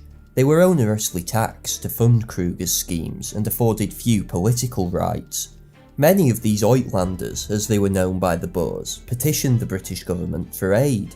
The Prime Minister of the Cape Colony, a ruthless diamond magnate and devoted British imperialist named Cecil Rhodes, sensed an opportunity. He calculated that if the Uitlanders could be persuaded to revolt, the Boer republics would be overthrown from the inside, and British rule established throughout the whole of South Africa. In 1895, he arranged for his colleague Leander Jameson to stage a raid into the Transvaal with the aim of stirring up such a rising. The operation was an unmitigated disaster. The Uitlanders failed to rise and Jameson was quickly captured. Throughout Europe there was outrage at what looked like an unprovoked invasion of Boer territory. It's questionable how much the British government actually knew about the plan. The Colonial Secretary, Joseph Chamberlain, probably had some idea, though he denied it vigorously. With his handsome face, white orchid and distinctive monocle, Joe, as he was fondly known nationwide, was made for the media age. Unlike many of his unionist peers, he was a self-made man, earning his fortune in the screw-making business. Having served as mayor of Birmingham, a region he politically dominated for the rest of his life, Chamberlain originally entered politics as a radical committed to social reform and was widely expected to lead the Liberal Party at some point. Throughout the 1880s though, he had taken an interest in imperial affairs. When the Liberals began to advocate for Irish Home Rule, the policy of giving Ireland a devolved administration, Chamberlain split from them, believing it would divide the empire disastrously. This faction of renegade Liberals, known as Liberal Unionists, supported Salisbury's Tory administration between 1886 and 1892. When Salisbury returned to power in 1895, he included Unionists in his cabinet. Chamberlain was offered any of the great offices of state. He chose instead to become Colonial Secretary. There he put imperial matters front and centre of the government's agenda. Until then, the empire had often been an afterthought to both the British government and public. Its expansion, though rapid, was generally haphazard and ad hoc. British settler colonies, known as the Dominions, were if anything regarded as a nuisance, and London seemed hasty to devolve as much power to them as possible. This received wisdom was something Chamberlain had initially embraced. In the 1880s though, he had read a book that changed his thinking entirely. Sir John Robert Seeley's The Expansion of England, released in 1883, posited that if London continued to ignore the settler colonies such as the Cape, they would eventually drift away and Britain would be left a third-class nation. Instead, Seeley argued, Britain should embrace these outposts of Englishness as part of the country, going so far as to unite with them in some sort of federal state if possible. Only then would Britain be assured of continued preeminence in the international order. It was an analysis Chamberlain embraced wholesale, and in this context his willingness to confront the Boers, the last real colonial threat to the empire, makes sense. In 1897, Chamberlain selected Alfred Milner, an up-and-coming civil servant that had made a name for himself in Egypt, as the new governor for the Cape. Milner did not intend to let the Boers get in the way of his mission, a key part of which was bringing the Transvaal to heel. His main point of frustration was that Kruger consistently upped the residency qualification for Uitlanders to gain the franchise, from 1 year to 5 and eventually 14 on vague pretexts. But the crux of the argument was that Uitlanders with the vote would almost certainly kick Kruger out of office. In early June 1899, Milner and Kruger met in person at Bloemfontein, capital of the Orange Free State. Milner demanded a franchise based on a retroactive 5-year qualification, which would have given most Uitlanders the vote. But the most Kruger would offer was an elaborately guarded 7-year qualification. A furious Milner walked out and tensions snapped. The British began sending reinforcements down to the Cape, the Boers responded with an ultimatum. The British refused, the Boers invaded. Although the Boers initially outnumbered their enemy and quickly laid siege to the 3 fortified towns of Kimberley, Ladysmith and Mafeking, everyone in London expected a swift victory once relief forces were dispatched. But the Boers were all experienced horse and riflemen, and badly led British attacks were easily beaten back. That December they suffered a string of defeats in quick succession in an event dubbed Black Week. Instead of 3 months, the war was to take 3 years, 450,000 soldiers, and £210 million. "We've received no end of a lesson," wrote Kipling. Although the British had actually fought a highly successful military campaign once the more incompetent generals were replaced with Field Marshal Roberts and Lord Kitchener, there can be no denying the initial defeats came as a terrible shock to everyone in Britain. If the empire floundered against two small republics, how could it be expected to stand against a great European power? The problem was compounded by Britain's lack of allies. Whereas France's isolation on the international stage had been involuntary, for the British it was intentional. The policy was dubbed splendid isolation, though the strategy's greatest practitioner, Salisbury, disliked the term. Salisbury, who served as Foreign Secretary as well as Prime Minister, did not believe in isolation per se. He was happy to work with other nations towards specific and limited goals, settling a border dispute here, agreeing to cooperate there. But he absolutely refused to be drawn into any sort of formal alliance. Such a commitment, he reasoned, could drag Britain into a war she did not want to fight. The Boer War did not shake Salisbury's belief in this strategy, but Salisbury was old. In 1899 his wife had died, and the next year he retired first from the Foreign Office, then finally as Prime Minister at the end of the conflict in 1902. He died a year later. The steady retirement of the great Marquess opened opportunities for a new direction in British foreign policy, and Chamberlain was keen to seize them. The Boer War had convinced the Colonial Secretary that Britain needed allies. Throughout the conflict, an outpouring of Anglophobia in foreign newspapers had been too loud for him to ignore. There were even rumblings of French and Russian attempts to form a continental league aimed at intervening on the side of the Boers. These plans had come to naught, partly because of Austria and Germany.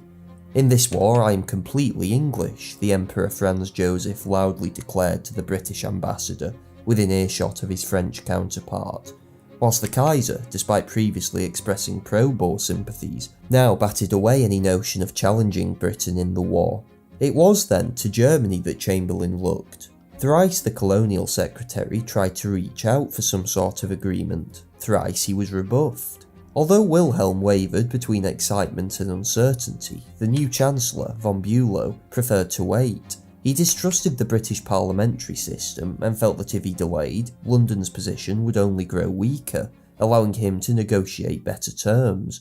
But Chamberlain was not a man to be spurned lightly. Ever the businessman, he decided that if Germany would not buy his goods, he intended to take them elsewhere.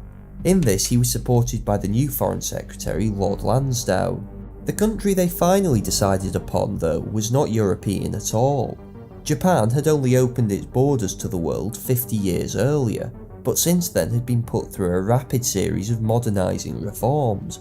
By the turn of the century, it was a growing and ambitious power in the Far East. Salisbury, still Prime Minister at this point, opposed any alliance when it was first suggested, as always fearing it would bind Britain's hands. But he was overruled by the cabinet. Alliance with Japan would allow part of the overstretched Royal Navy to be redeployed from the Far East, let Britain counter Russian influence in the region, and do so whilst committing themselves to very little via the favourable terms of the treaty.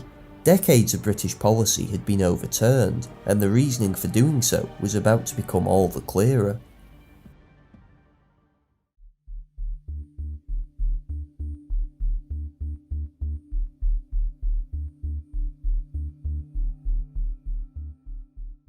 By the turn of the century, Wilhelm II had been on the throne for 12 years, but in his mind accomplished little.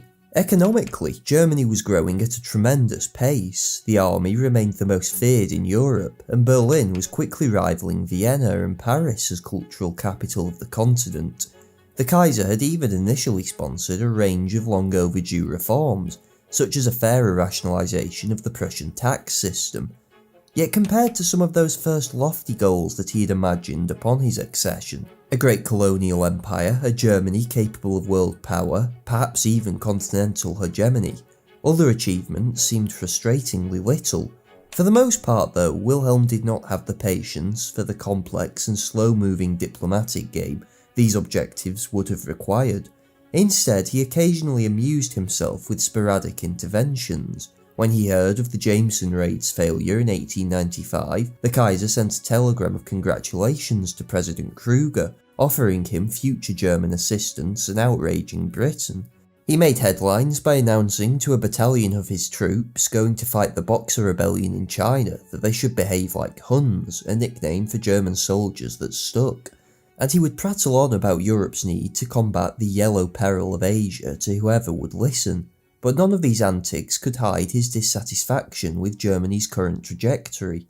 Who was the Kaiser, now 40 years old and in the prime of his life? Unlike his father, Wilhelm did undoubtedly have the capacity for some sort of greatness. He was intelligent, energetic, and genuinely desired love and respect from his subjects. But he was also insecure, erratic, and often appeared to verge on the insane. The Constitution of Germany gave him immense executive power as sovereign, but he lacked the concentration needed to wield it effectively. Instead, he tended to dip in and out of departments as he saw fit, usually bypassing altogether responsible ministers to pursue policies either different or diametrically opposed to the government's official position. He matched this with plans that ranged from the grandiose to bizarre: a new Germany in Brazil to be flooded with German immigrants as soon as possible, a colony in Mesopotamia, a partition of China with the other great powers. Sort of like a small child or a Labrador, Wilhelm would set his sights on something, briefly pursue it with relentless vigour, then give up when any resistance was encountered. His gaffes have of course become the stuff of legend. The Reich has one leader and I am he declared to a group of Rhinish industrialists in 1891. The comment was meant to be a jab at the recently sacked Bismarck, but instead ended up offending the various non-Prussian German kings and princes. He infuriated the ruler of Bulgaria, Ferdinand, by slapping him on the bottom at one function. At another, he cornered the new King Albert of Belgium and demanded to know what he would do in a European war. The most famous aspect of Wilhelm's character has inevitably been his militarism. His constant wearing of military uniforms and regular talk of war has made for an ample villain figure.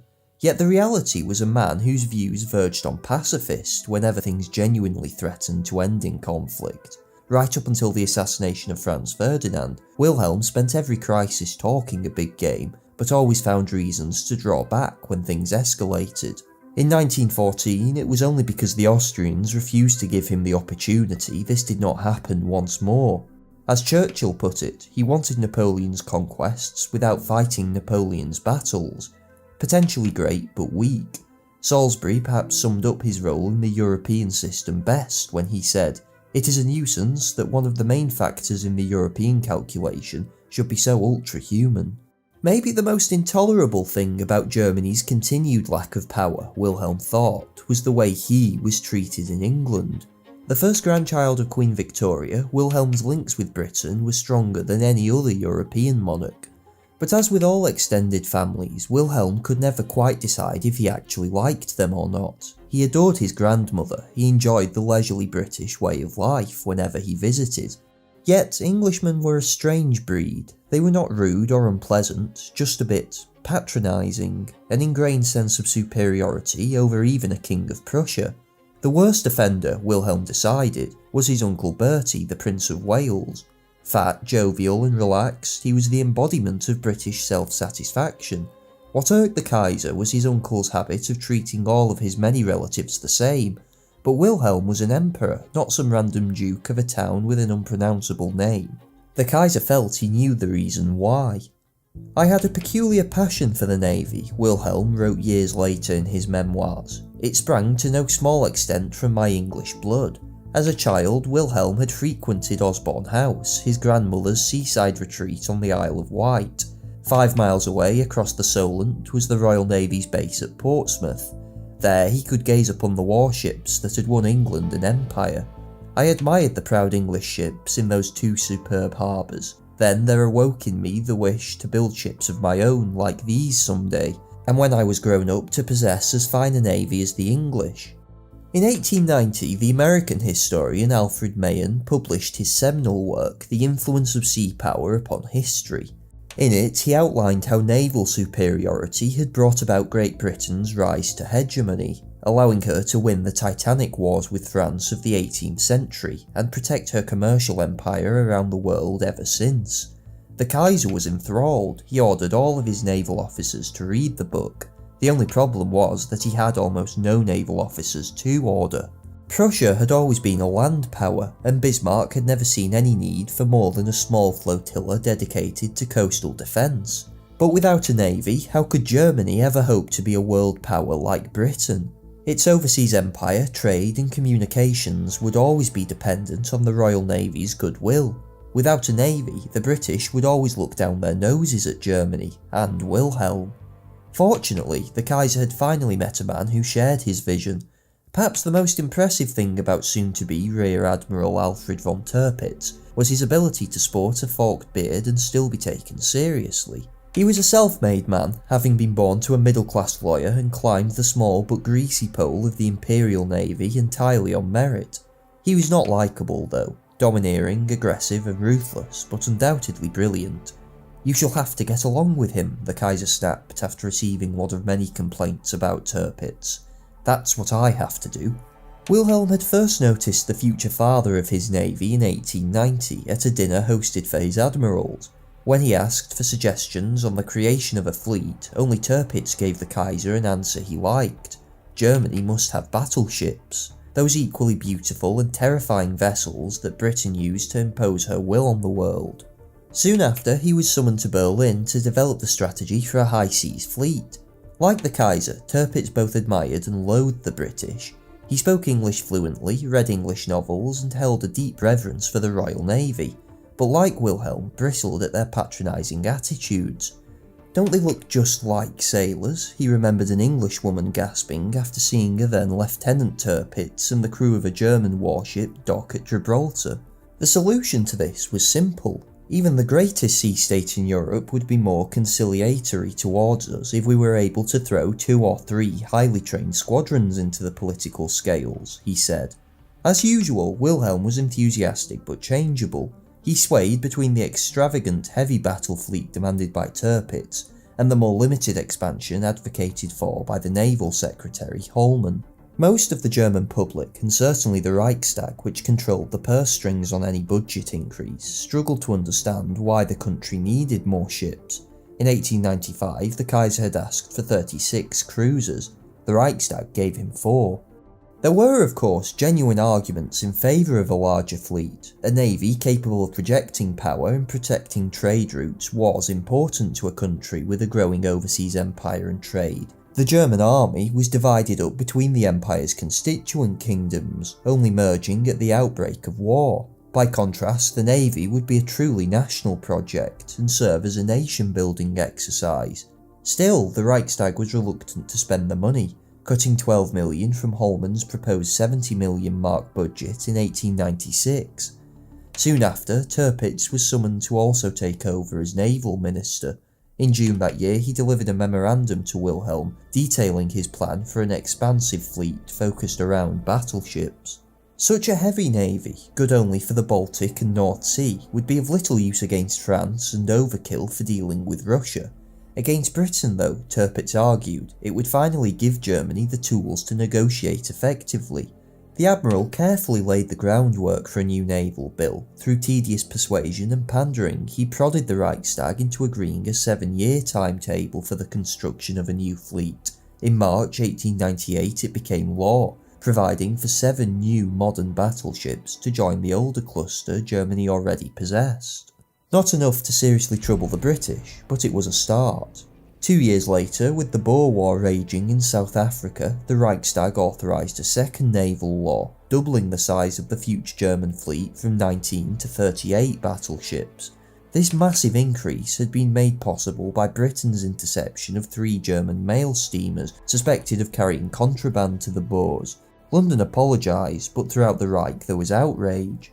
What could Germany do though? Without a navy, she was impotent. The sentiment was seized upon by Tirpitz, who, in a preamble to the new law, set out his thinking. His ideas became known as risk theory. Britain would not risk a war with a Germany that was capable of deploying a powerful fleet. The Royal Navy was scattered around the globe, defending the trade routes of a strung-out empire. The High Seas Fleet could be concentrated in the North Sea. The odds would favour the Germans. At the very least, the Royal Navy would take a battering in any fight. Thus, the British would not dare risk antagonising them. Eventually, Tirpitz argued they would hopefully be brought into the Triple Alliance on German terms. The Admiral knew how to play to the crowd. Naval law followed naval law after every new crisis, 1906, 1908, 1912, all steadily increasing the budget, even though the Reich usually had to borrow the money. If it was an alliance the Kaiser and Tirpitz genuinely hoped for with this scheme, one suspects Flowers might have done the job more effectively. Instead, the Kaiser's empire now had a new rival to face.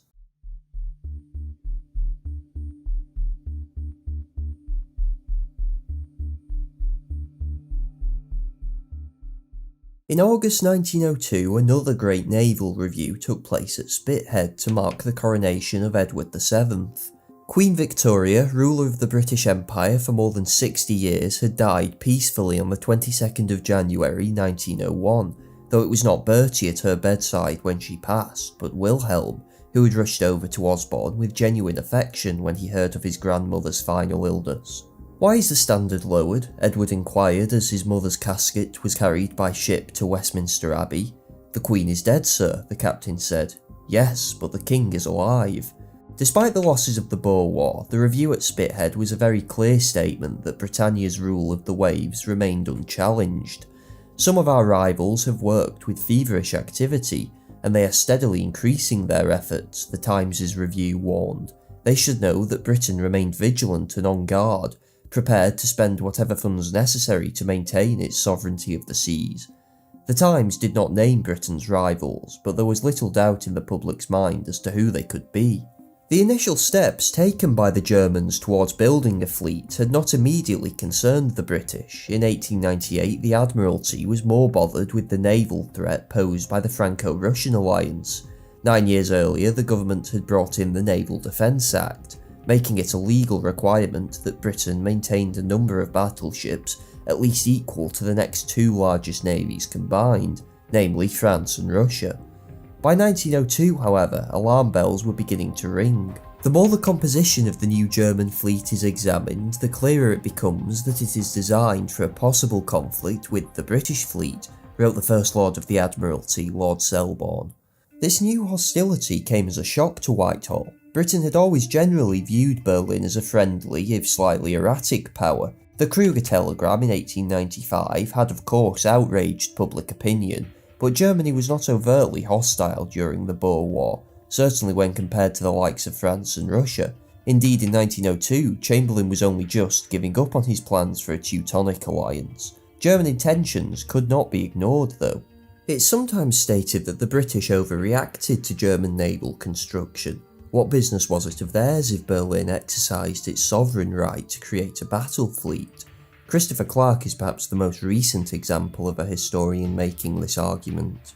But it to some degree misses the point. The Royal Navy was Britain's lifeline, both its sword and shield. Not just the empire, but the country's very existence depended on it. If it could be bested by a hostile state, Britain's time as a great power would have come to an end. The British fear was not the Kaiser possessing a navy. Nobody in London objected to a German fleet per se. What they had to respond to was a battle fleet whose composition and intention was explicitly to defeat Britons in the North Sea. Tirpitz had thrown down a gauntlet that could not be ignored. With Salisbury retired, it was left to his successors Arthur Balfour and Lord Lansdowne to reorientate British strategy. At 53, the new Prime Minister was an almost ethereal man. Politics seemed to be a sort of tedious hobby for him that got in the way of his true calling, philosophy. "Nothing matters very much and few things at all" was his most famous phrase. The lifelong bachelor's slogan would probably not have been an election winner, but to judge Balfour the politician on it would be unfair. He had risen quickly in his career, mainly through rank nepotism owing to his status as Salisbury's nephew, though also because of his own considerable grit. When given his first job as Chief Secretary for Ireland, he'd surprised everybody by displaying a mixture of competence and firmness. As leader of the House, he by all accounts admirably faced down his Liberal opposite William Gladstone, by then half blind and long past his best, but still the most brilliant orator and statesman of the age. If he became his uncle's heir on the back of his birth status, Balfour nonetheless grasped the opportunity with energy. His most important minister was Lord Lansdowne, like Balfour a scion of the British aristocracy, with vast Irish estates in County Kerry. He'd served in a range of roles, from Governor-General of Canada to Viceroy of India, before taking the War Office in 1895, where he was partly blamed for the initial military blunders against the Boers. Meticulously groomed, unimposing and softly spoken, he was a quietly competent administrator, though not a brilliant thinker or statesman. As Foreign Secretary, he agreed with Balfour and Chamberlain that the Empire needed a change of policy going into the new century. He'd been instrumental in forming the Japanese alliance and had initially supported Chamberlain's overtures to Germany, but with the burgeoning naval challenge from the Reich, Lansdowne thought a new approach was necessary. We should of course be careful of viewing the Anglo-German rivalry too deterministically at this point. Hopes for an alliance may have been dashed, but neither Lansdowne nor the Kaiser genuinely considered the other a mortal enemy. None of that, though, could hide the fact Germany would not solve Britain's isolation question. The obvious answer then was to look elsewhere, but with Russia still a competitor in the east and Austria tied at the hip to Berlin, there was only one other power for Britain to turn to. In 1898, a tiny mud brick village on the Upper Nile had nearly caused a war between Britain and its great rival of the previous century, France. A small French military expedition, led by the explorer Jean-Baptiste Marchand, had trekked across the interior of Africa all the way over to the Sudan. The British, then occupying Cairo, were technically the rulers of this Egyptian colony, but the country was in revolt under the Mahdists, an Islamic apocalyptic group. If the French were able to overpower them and take control of the Upper Nile, British rule in Egypt would become untenable. London thus responded by deploying an Anglo-Egyptian army under the command of Herbert Kitchener to re-establish Egyptian and thus British control over the region. Through a remarkable feat of logistics, he met and annihilated the Mahdist army at the Battle of Omdurman.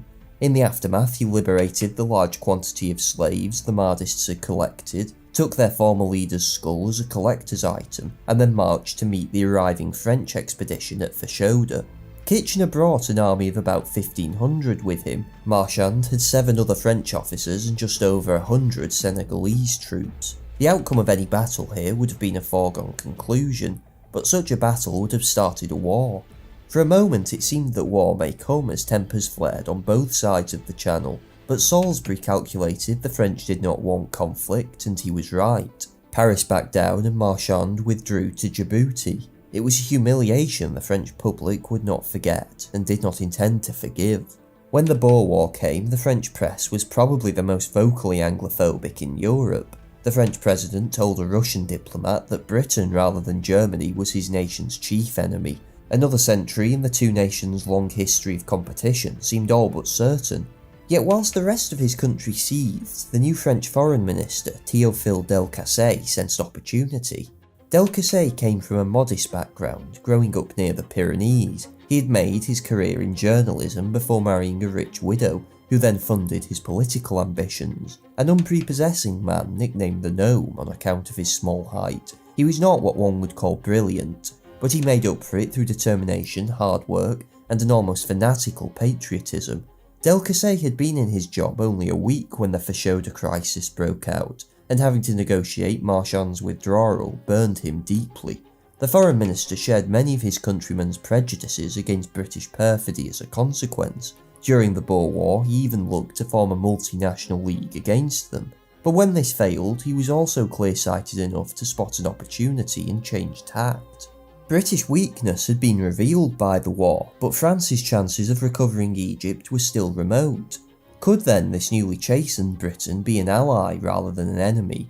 The French ambassador in London, Paul Cambon, certainly thought so.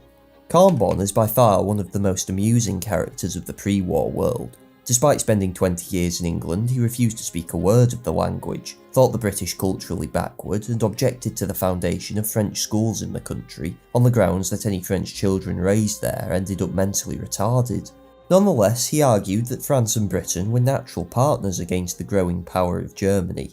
For his part, Delcassé was not immediately concerned with the German question. A great believer in the French colonial empire, he primarily saw rapprochement with Britain in the near term as a way to acquire Morocco. The country was viewed as the next obvious extension of France's African imperium. Large parts of it had descended into lawlessness, threatening not least the foreign business communities. In the age of imperialism, this was a prime target for annexation. The problem was that both Germany and Britain had deeply held commercial interests there already, but if London could be persuaded to abandon the country, perhaps in return for a French blessing of their Egyptian occupation, Morocco would be open to Paris. The question was, could the French public, unsurprisingly still hostile to Britain, be convinced of this logic? In 1903, King Edward crossed the Channel for a state visit, hoping to lay the groundwork for future cooperation. His initial reception was frosty. Crowds shouted "Vive Fashoda" as his carriage drove past, but Bertie's charm was infectious. At the theatre, he complimented an actress. "Mademoiselle, I remember applauding you in London, where you represented all the grace and spirit of France," he declared in perfect French. This being Paris, she presumably looked at him as if he had developed leprosy and then corrected his pronunciation. But word of Edward's flattery soon spread throughout the theatre, and then the city. By the time the king left, crowds were shouting "Vive Edward." Delcassé reciprocated this with a visit to London soon after, and on the 8th of April 1904 signed a series of agreements with Lansdowne, forming what would become known as the Entente Cordiale. The phrase is one of those most associated with the outbreak of the First World War, but what was agreed in 1904 should not be overstated. At the time, neither the British nor the French government saw the pact as something directed against Germany. The agreement was not an alliance, it gave no military guarantees. All it really did was settle outstanding colonial disputes. Indeed, in Lansdowne's mind, this was not a radical break with previous British policy. Yet the significance of the Entente cannot be downplayed either. It signalled that Britain's traditional isolation in Europe and tentative friendship with the Triple Alliance was at an end. Its old colonial rival was now to be treated as a reliable partner. Germany's usual strategy of playing London and Paris off against each other was now void. For France, it truly meant the end of Bismarck's system. Once upon a time, she had been kept friendless by the Iron Chancellor's genius. Now it was Germany looking increasingly alone on the European stage. The only potential problem was that France was trying to serve two masters. Britain and Russia were nominally arch rivals, competing for influence throughout Central Asia and the Near East. In 1904, bringing them together seemed like an impractical task, but when it mattered most, Russia could always be counted upon to collapse under its own weight.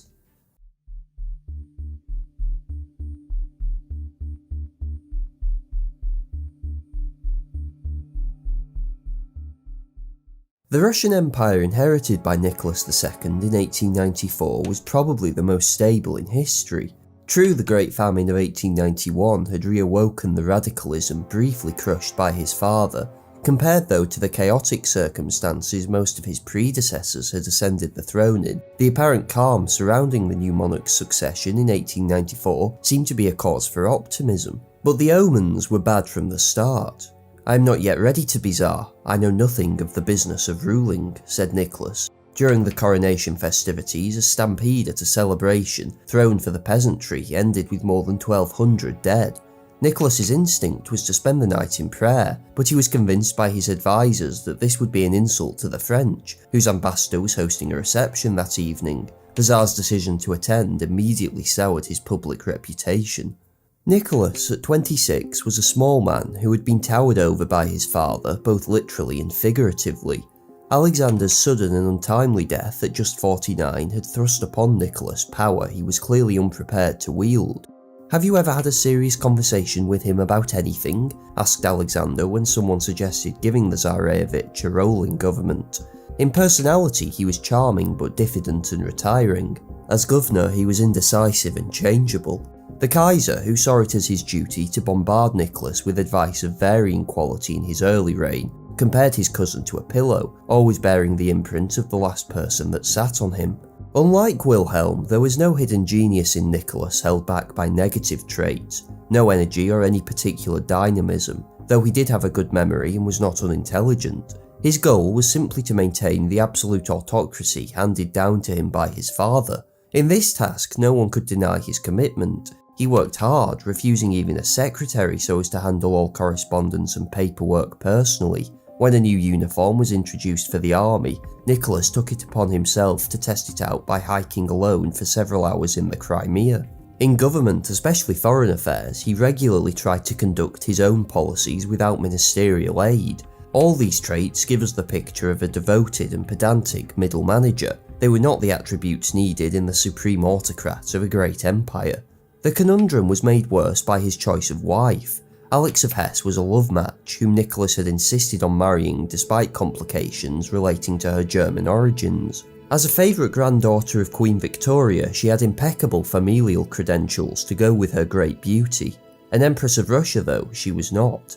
Extremely shy, humorless and highly strung, Alex could not lead the Petersburg social scene as expected, nor win the public's affection in the way her mother-in-law had. She never spoke a single pleasant word to anyone, said a critical grand dame. She might have been a block of ice, freezing everyone around her. She also struggled to conceive an heir. Between 1895 and 1901, 4 girls were born, none of whom could inherit the Russian throne. A growing desperation to produce a boy meant that as pious Orthodox Christians, both she and Nicholas developed a tendency to associate with charlatans and crackpot mystics.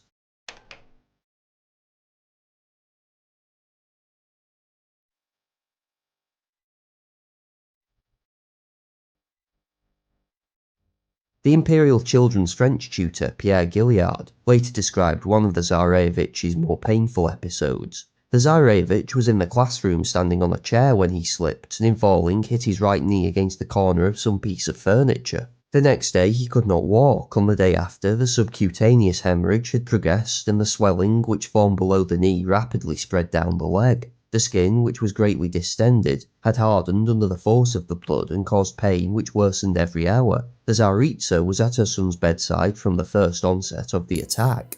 She watched over him, surrounding him with her tender love and care, trying 1,000 attentions to alleviate his sufferings. The Tsar came the moment he was free. He tried to comfort and amuse the boy, but the pain was stronger than his mother's caresses, or his father's stories, and moans and tears began once more. Every now and then the door opened and one of the Grand Duchesses came in on tiptoe and kissed her little brother, bringing a gust of sweetness and health into the room. His head rested on his mother's arm, and his small, deadly white face was unrecognisable. At times the groans ceased and he murmured the one word, "Mummy." His mother kissed him on the hair, forehead and eyes as if the touch of her lips would relieve him of his pain and restore some of the life which was leaving him. Think of the torture that mother, an impotent witness of her son's martyrdom in those hours of anguish, a mother who knew that she herself was the cause of those sufferings, that she had transmitted the terrible disease against which human science was powerless. Now I understood the secret tragedy of her life, how easy it was to reconstruct the stages of that long Calvary. Desperate to relieve the pain, the imperial couple further embraced the mystical, such as the now infamous monk Rasputin, who seemed to be able to ease the boy's suffering. Rasputin's influence over government policy before the war has been exaggerated, but his widely known depravity did little to help the family's reputation, especially because all of this happened behind the high walls of Zarko Selo, an estate outside of St. Petersburg where the imperial family spent much of its time.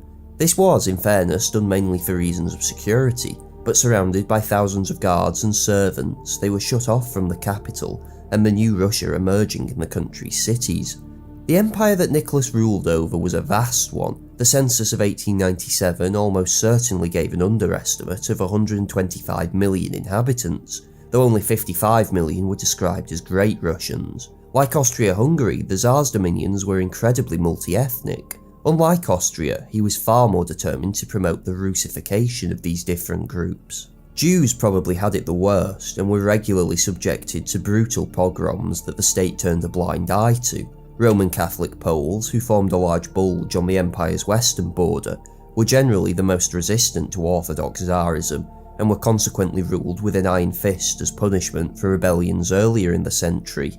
Others, such as the steppes' famed Cossack horsemen, were by comparison generously treated because of their loyalty to the regime, whilst many minorities were simply immune to nationalism's call because of their status as semi-literate peasants. Despite the repression and autocratic system of government, the empire was ironically chronically undergoverned. The civil service was smaller than its western counterparts, even though it had to try and manage a range of nationalised industries from railroads to vodka, alongside running the second largest empire on Earth. The Tsarist secret police, the Okhrana, was expected to break up Russia's large revolutionary movement with barely 1,000 members at its height, an embarrassingly small figure by Soviet standards. The juxtaposition to this was the Russian army, always the largest in Europe and able to draw upon a wealth of peasant manpower, so much so that only 20% of eligible men were called up. But like most things in the empire, the army was badly led, suffered from endemic corruption, and struggled to deal with the obvious logistical difficulties of guarding such a large country. The low literacy rate among the troops, about 30 to 40% compared to 90% in the neighbouring German army, was also to cause problems, particularly with morale in the coming conflicts. Troops unable to understand what they were fighting for lacked the same staying power in modern industrial warfare. Outside of an apocalyptic war though, the army was loyal and perfectly suited to the task of internal repression when required. With the Tsar on good personal terms with the Kaiser and the Balkans relatively quiet, the first decade of Nicholas's reign was focused on expansion in the east. Much of this was spearheaded by one of the most capable statesmen in Russia, the finance minister Sergei Witte. The Russian economy Witte had inherited when he came to power under Alexander III had been the most backward of the great powers. Predominantly agrarian, its peasantry, which made up 80% of the population, had only recently been emancipated from serfdom and remained burdened with large debt repayments. In per capita terms, she was poorer than Italy, and its industrial base was contemptible. Witte had begun the transformation of the Russian economy, helping institute a high tariff wall to try and stimulate Russian manufacturing, joining the gold standard and drawing in foreign investment, particularly from the French. One of his pet projects was the Trans-Siberian Railway, a massive scheme meant to open up the far reaches of Siberia and the Far East to trade and colonisation. But Witte also had an ulterior motive. Rather than going entirely through Russia, he planned for part of the railway to go through China. China in the late 19th century was a stagnant and decaying empire, which seemed destined to be carved up by the world's imperial powers. Witte hoped that through this peaceful penetration, as he called it, Russia would be in prime position. Superficially, the logic was not far-fetched. In 1904, a British academic predicted that the railway would soon bring to a close the long Columbian era, in which sea power had dominated the world. Russia's strategic position thus made its domination of Asia almost inevitable. To this end, the Russians slowly crept into China. After joining with Germany and France to reverse a series of Japanese gains in the country, Petersburg then extracted its own concessions, including the right to extend the Trans-Siberian Railway through Manchuria and a lease on Port Arthur. When the Boxer Rebellion broke out in 1899, Russia used it as an excuse to move troops into the region. In reality, the entire project was a costly failure from the start. Port Arthur, its commercial twin Dalny, and the resources needed to connect them via railway cost far more than they would ever seriously produce. The warm water port that Russian jingos prattled on about was basically useless, as Russian trade in the Pacific was negligible, and would be for the foreseeable future. Worse, this expansion now brought them into conflict with the Japanese. Tokyo, at this point still a newcomer on the international stage, had been willing to compromise over Manchuria, but drew a red line at the Korean peninsula, which it was desperate to incorporate into its own empire. Witte, despite his earlier designs on China, now argued strenuously for a peaceful settlement with the Japanese and resigned in protest. But hardliners in the Russian government were horrified at the idea of concession. Gere, before his death, had warned that Korea must not become another Constantinople, blocking the Imperial Navy from reaching the open ocean, as the Turkish Straits did in Europe. In a very loose sense, this logic was sound. The former British Prime Minister, Lord Rosebery, was also at this point talking of putting out stakes in the world for the future. In other words, seizing land that might not be valuable now, but could be in years to come. The logic fell apart though when the stakes ended up skewering oneself instead of others. Nicholas refused to seriously negotiate with the Japanese, and so in 1904, without a declaration of war, they staged a surprise attack on the Russian fleet in Port Arthur. The conflict that followed was a near total disaster for the Russians. Port Arthur held out for 5 months in an epic siege, but was eventually overcome in January 1905. In Manchuria, desperate Russian efforts to drive the Japanese out culminated in the bloody defeat at the giant Battle of Mukden, involving well over 500,000 men. Nicholas's last hope was a desperate ploy of sending Russia's Baltic fleet around the globe to cut the Japanese army off in Manchuria, but the operation was a debacle when the fleet finally arrived off the coast of Korea after a 9-month world tour. It was annihilated in a single battle by the Japanese. Nicholas agreed to peace, negotiated skillfully by Witte. The Treaty of Portsmouth decided that the Japanese would dominate Korea, take half of the island of Sakhalin, and gain Russian concessions in Manchuria. The war had cost Nicholas 400,000 casualties, most of his navy, and sent the empire's finances spiralling. A conflict with Japan would be extremely unpopular and would increase the feeling of dissatisfaction with the ruling authorities, the Minister of War had previously warned in 1903. This was to prove an understatement. In a regime with limited popular legitimacy and a significant revolutionary movement, war and defeat is a dangerous concoction. The effects were unsurprising. The 1905 revolution is inevitably overshadowed by its triumphant successors 12 years later. But the monarchy very, very nearly collapsed that winter. Had it done so, Russia's defeat by Japan would have looked trivial in comparison. The whole European diplomatic system would have been thrown into meltdown. Indeed, the Kaiser made a serious promise to the large German Baltic community that if the monarchy fell, he would intervene to protect them, though one suspects this probably terrified rather than reassured them.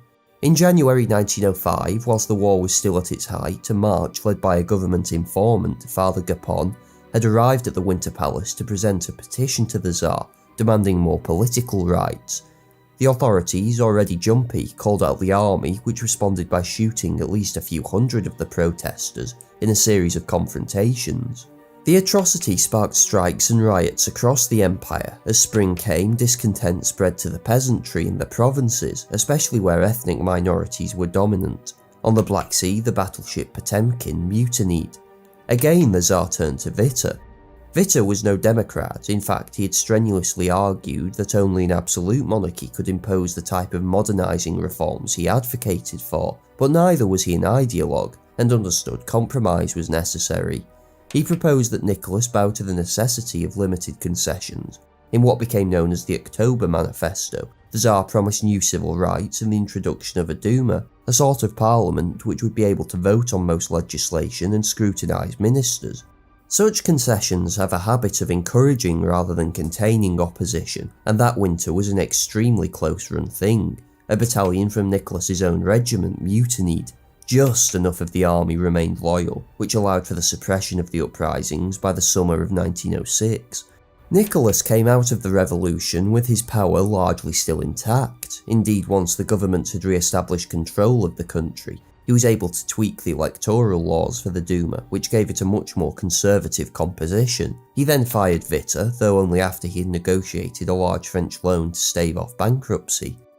But the revolution had weakened Russia at a critical moment. Throughout every court in Europe, everybody knew that for the moment, Russia was no longer a great power. It was an opportunity Germany did not intend to waste.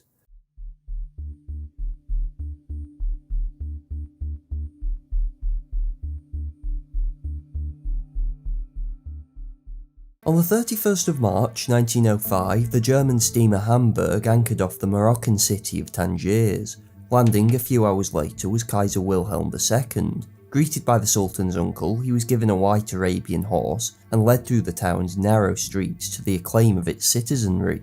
Wilhelm had initially been reluctant to make the visit, considering France's ever-increasing influence in the country. It had been the foreign ministry in Berlin that cajoled the Hamburg's crew into taking him, hoping it would make a statement as to Germany's power in the region, but once ashore the Kaiser was excited. Morocco was an independent country, and he expected Paris to recognise Germany's legitimate interests there, he declared to the French representative in the town. If the Wilhelmstrasse had wanted to make a scene, they had succeeded. Everybody in Europe read the visit as a challenge to France's grip on Morocco, which had been rapidly tightening since the Entente with Britain. Delcassé had originally determined to not even inform Berlin of French intentions with the country. In response, Germany now demanded at the very least either the recognition of its commercial interests, or if not, compensation in the form of colonies elsewhere. But Morocco was really the thin end of the wedge. The Chancellor, Bülow's real hope was that a crisis could be used to break up the burgeoning Anglo-French Entente, perhaps even the Franco-Russian alliance. This would destroy the ring that was beginning to form around Germany, characterised by the term encirclement, a phrase that was to become all too common in minds at the German Foreign Office over the following decade. The Kaiser did not want war in 1905, was not sure that Germany would win it, and struggled to understand why Morocco was worth risking it. But Bülow and Holstein were convinced that if Germany held its nerve, Britain would crumble, the French would follow, and the Entente would be destroyed to a great enhancement of German prestige. Russia, tied up with war in the east and revolution at home, could do nothing. Having received German support, the Moroccan Sultan rejected a set of French proposed governmental reforms, and Berlin announced it wanted an international conference on the country's future. Delcasse, who had by this point become a sort of bogeyman in the Wilhelmstrasse, would also need to be dismissed, the Germans indicated to Rouvière, the French Prime Minister. Rouvière convinced himself the Germans weren't bluffing and that any war would result in a defeat as great as 1871. This was absurd. Had war broken out in 1905, the French would have had every chance of winning it on their own. The Germans had not yet implemented the lessons from the Russo-Japanese War. Their armies were still clothed in bright blue uniforms, whilst even Wilhelm noted the French 75s, a devastating piece of rapid-firing field artillery that far outmatched anything Germany could cough up, was a reason to back down. Nonetheless, Paris caved and Delcasse was dismissed. Throughout both France and Britain there was shock at this bizarre capitulation. If Berlin had taken such an emphatic victory and gone home, the Moroccan adventure could have been considered a great success. But the Germans now overplayed their hand. Whilst the French tried to offer colonial compensation elsewhere, Bülow continued to demand a conference, where he still hoped to split the Entente once and for all. In both France and Britain, resolve to stand against Germany now stiffened. The new British Foreign Secretary indicated that Paris would have his country's support in any conflict, and even authorised informal military talks over how best Britain could send aid in a European war. When the conference finally convened in 1906, it was a farce. Only Austria supported Germany's demands for the internationalisation of Morocco's police force and financial institutions. Britain, Russia, America, Spain and even Italy, officially Germany's ally, all backed France. If, the Kaiser said later, I had been told about this, that idiotic conference would never have taken place. Germany was offered a few face-saving concessions, but it was clear that their real aim of destroying the Entente had comprehensively failed. Indeed, in Britain, the aggressive stubbornness of German actions had gone a long way to convincing previous Entente skeptics of the agreement's utility. We are face to face with the same state of things which existed in Europe under Charles V, Louis XIV and Napoleon, claimed the advisor Spring Rice. The only issue is either submission to the dictator or a defensive war. This was, of course, hysterical nonsense in 1905, yet even the Foreign Secretary as Germanophile as Lansdowne was incredulous at the Wilhelmstrasse's manner. It represented an obvious change in how Whitehall viewed Berlin. Despite the Kruger telegram and subsequent naval build-up, British statesmen had until 1905 generally tried to give Germany the benefit of the doubt internationally. After, relations were consistently plagued by a deep and abiding suspicion of German intentions. But the Moroccan crisis did not change Germany's course. Stung by humiliation, the lesson Berlin took from it was that international conferences were now useless, as Germany was always likely to be outvoted. This was yet another plank of the old order being removed. The conference had for nearly 100 years been a key defender of European peace, allowing disputes between great powers to be hammered out face to face without war. Germany's decision to abandon them was to have particularly fatal consequences in 1914. The European alliance system was becoming more rigid by the year, just as the last great power was firmly entering into it.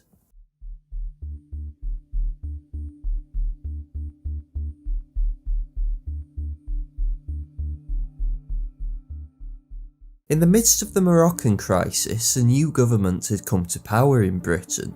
By 1905, the Unionists had been in office for a decade and were clearly tired. 2 years earlier, Chamberlain had dramatically resigned from the government and launched a new campaign. tariff reform, a mundane phrase but one that was to tear Britain in two. Since Peel's abolition of the Corn Laws 60 years earlier, Britain had systematically removed the majority of its import duties, becoming a remarkably open nation in terms of commerce. Free trade emerged as an article of faith to the British. Defenders argued that free ports forced manufacturers to innovate, lowered food prices, and more idealistically encouraged the interconnectivity of the world economy and thus global peace. The problem was that few other nations were committed believers. All of the other great powers had adopted a policy of high tariff walls by the turn of the century. Britain's dogged commitment to free trade and refusal to retaliate meant these nations were able to dump their products in the British market at no cost, whilst British manufacturers were unable to do likewise. What this provoked was a gradual but severe relative decline in Britain's once preeminent industrial power. The lack of a secure home market, denying manufacturers the chance to build up economies of scale, meant British capital was discouraged from investing domestically, and found new outlets overseas where the return was likely to be greater. Whilst domestic investment in protectionist Germany and America averaged 12% of GNP in this period, for Britain it was just 7%. By 1914, a full third of British wealth was held in private overseas investment. The result, to quote Sidney Pollard, was that the British growth rate declined markedly, while the growth of other advanced countries, even including France, remained high or even accelerated from the 1890s onward. And for the first time since the mid-18th century, several major industries had arisen in which Britain was no longer in the technical van. By 1900, it should have been apparent to everyone that free trade was a cancer sapping the life force from the British Empire. Britons were still the richest in the world per capita, excepting Americans, and its true London service sector, banking, insurance and OnlyFans, remained preeminent in the world. But between 1900 and 1910, the Board of Trade reported that wages were stagnant. One man was brave enough to present a solution. In 1902, Chamberlain had come away from an imperial conference with the Dominions frustrated. There was no question of their loyalty to Britain. All had just provided substantial support in the Boer War, but it was increasingly apparent that with only cultural ties and a shared monarch binding them together, it would be near impossible to agree on joint policies. The empire needed some glue to unify it, or Seeley's prediction of disintegration would start to seem like prophecy. As a businessman first and foremost, Chamberlain was also deeply sensitive to British economic decline. Tariff reform, or imperial preference as it became known, was the solution to this. Britain would maintain free trade within the empire, imports from the dominions would not be taxed, but those from foreign powers would now be subjected to a moderate duty. Touring the country with his immense powers of oratory, Chamberlain declared that in one fell swoop, tariffs would bind the empire together, arrest Britain's industrial decline, and raise a useful chunk of revenue to pay for social reforms like pensions. A positive cause to rally around could even re-energise the Unionists after nearly 10 years of continual government. In sum, it was a completely sensible suggestion and long overdue. The problem was Britain's quasi-religious faith in free trade, and specifically the cheap food it brought. In the Unionist Party alone, there were around 83 free traders out of 392 MPs once Chamberlain made his case. Balfour should have simply steamrolled them and pushed tariff reform through. An election would not have been needed as Peel had not called one to repeal the Corn Laws.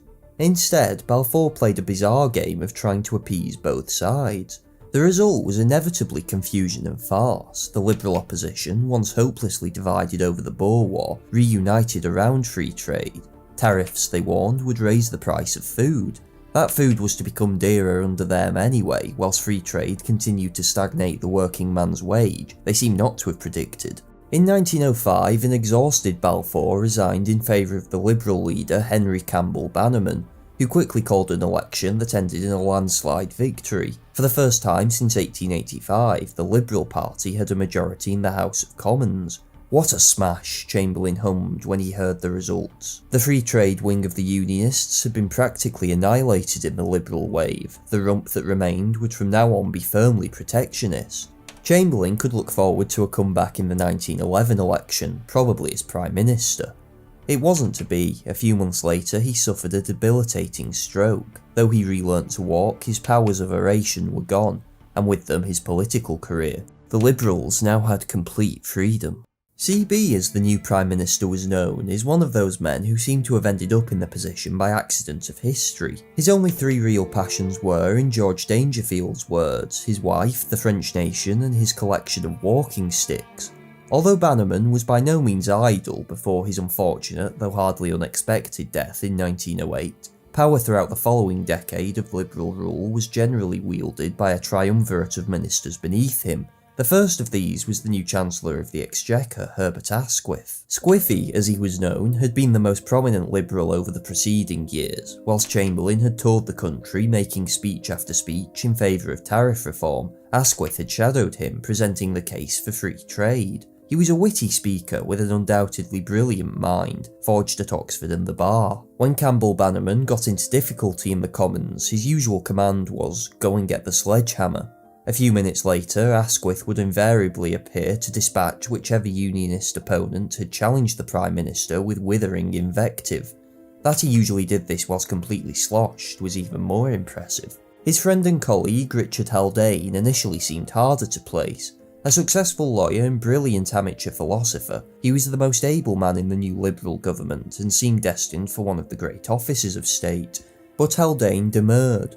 "What about the War Office?" he asked, referring to the department responsible for the British Army.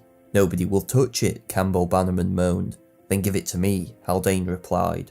The Boer War had highlighted the deficiencies in an organisation that had for too long been run by fossils bent on scuppering all proposals for reform. The Escher Report in 1904 listed a number of obvious changes required and resulted in the formation of institutions like the Committee of Imperial Defence to coordinate strategy. But by 1905 little else had been done. Two Unionist war ministers, both good men with sensible if very ambitious ideas, had failed because of opposition from one quarter or another. Army reform seemed like a career graveyard, but over 3 years Haldane was to transform the British Army into the small yet rigorously trained and well-equipped force that provided the nucleus of the army that in 1918 broke the Hindenburg Line.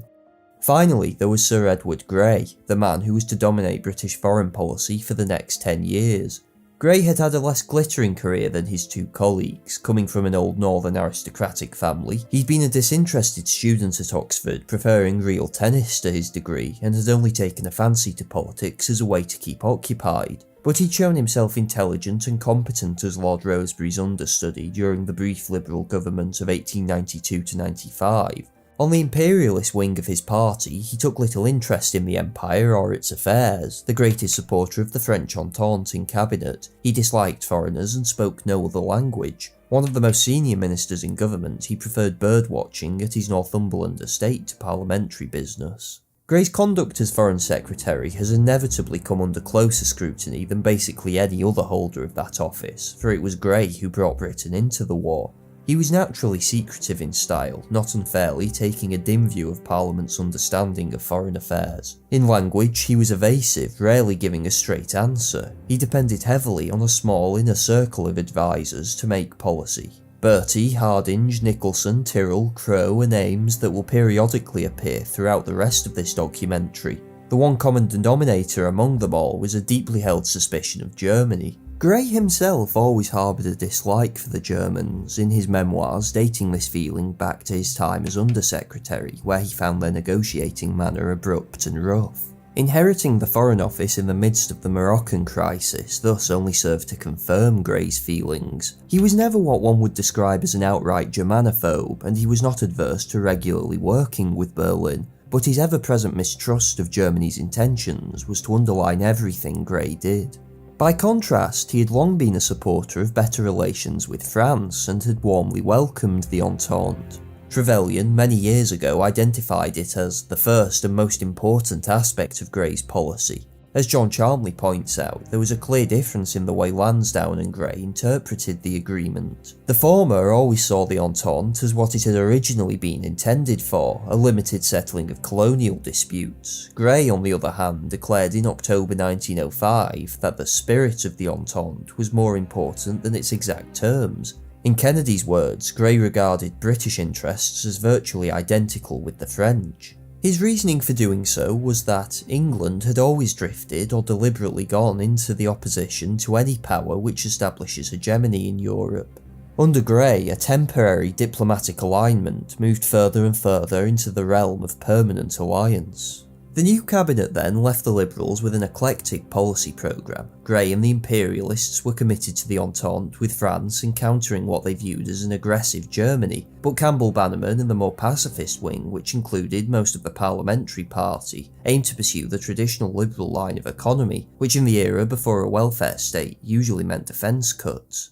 The man meant to square this circle was the new First Sea Lord. Jackie Fisher did not in appearance strike one as the greatest admiral since Nelson. Small and stocky with an odd-looking face, Massey records that his grey eyes were set far apart, their heavy eyelids giving them a sort of almond shape. A strange, almost yellow tint affected his skin to the extent it was rumoured Fisher was actually Malayan. The First Sea Lord did not pay much attention to this. His parents were both very handsome. Why I am ugly, he once mused, is one of those puzzles of physiology which are beyond finding out. Charming, bombastic, supremely self-confident, and undoubtedly brilliant, he was either the genius that saved the Royal Navy from potential cataclysm, or a senile social climber with an inflated opinion of his abilities depending on who you talk to. When the King suggested he should occasionally consider other opinions, Fisher snapped, "Why should I waste my time looking at all sides when I know my side is the right side?" Apart from the service, the main features of Fisher's life were his family, to whom he was devoted, and the Bible. Perhaps only the Christian faith came before the Navy. The Dean of Westminster once felt required to warn Fisher of spiritual indigestion after he heard of him attending 4 sermons in a single day. Energetic and slightly neurotic, the relentless Bible-quoting Fisher's main task was to counter the German naval build-up whilst also reducing naval expenditure. The way to do so, he decided, was to revolutionise Britain's trident. Unchallenged for a century, the Royal Navy in 1905 was strung out around the globe, divided into small squadrons lazily guarding Britain's many overseas outposts. Steamrollering his opponents both in government and the Navy, Fisher decided to recall most of the fleet to home waters, combining it into one large armada capable of smashing the Germans in the North Sea. 154 older and obsolete vessels, too weak to fight and too slow to run away as Fisher famously called them, were scrapped. He began the replacement of coal with oil, introduced better rations for the men and implemented more rigorous training procedures. The savings these measures brought reduced naval estimates dramatically, but the First Sea Lord had only just begun. His aim wasn't to simply counter the Germans, he meant to put the fear of God into them. In 1904 he began designing a new battleship, one which would outclass everything else on the ocean. On the 10th of February 1906, HMS Dreadnought was launched at Portsmouth. She was the largest, fastest and most powerful battleship in the world. 18,000 tons, capable of 21 knots, driven by modern turbine engines and crucially armed with 10 12-inch guns. It was the most terrifying advancement in naval technology for decades, capable of outrunning and outgunning all other battleships. And it immediately rendered the Royal Navy's vast numerical superiority completely worthless. The German Navy, after an initial code brown and change of pants, accepted the challenge. Within 2 years they had launched their own dreadnought, SMS Nassau. The Liberals now had a problem. Dreadnought had originally been built as a cost-saving exercise, a way to streamline the fleet and reduce the number of battleships overall. Instead, it looked like she was about to send the naval arms race into overdrive. Grey's solution was to reach out to another former enemy.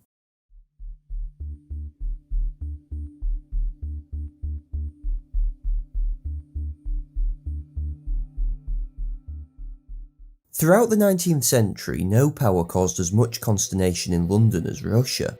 Like a glacier, its expansion was slow but relentless, moving down towards Constantinople, Persia and the Punjab with apparently unstoppable force. To the Russians, Britain was a hypocritical and obtuse power, blocking the natural avenues of her expansion whilst gobbling up anywhere its navy's guns could fire on without interference. To the British, the small clique of aristocrats who governed in St. Petersburg were serial promise breakers, determined to force Britain from the Mediterranean, Persian Gulf and even India. But the competition went deeper than that. Russia was autocratic and monarchical, Britain free and liberal, Britain the land of the industrialist and capital, Russia of peasant and church. All of these views were of course caricatures to one degree or another, but the juxtaposition between the two empires' outlooks was very real. Animosity then seemed the natural condition of the 19th century, and to begin with it looked like the 20th would be no different. In October 1904, when the Russian Baltic Fleet began its doomed journey around the world, a group of small ships was spotted. Though still only in the North Sea, the Russians apparently believed they were Japanese torpedo boats and opened fire for 20 minutes. In fact, this armada was a fleet of mere fishing vessels from Britain. 2 men were killed and other 6 injured. In London there was fury.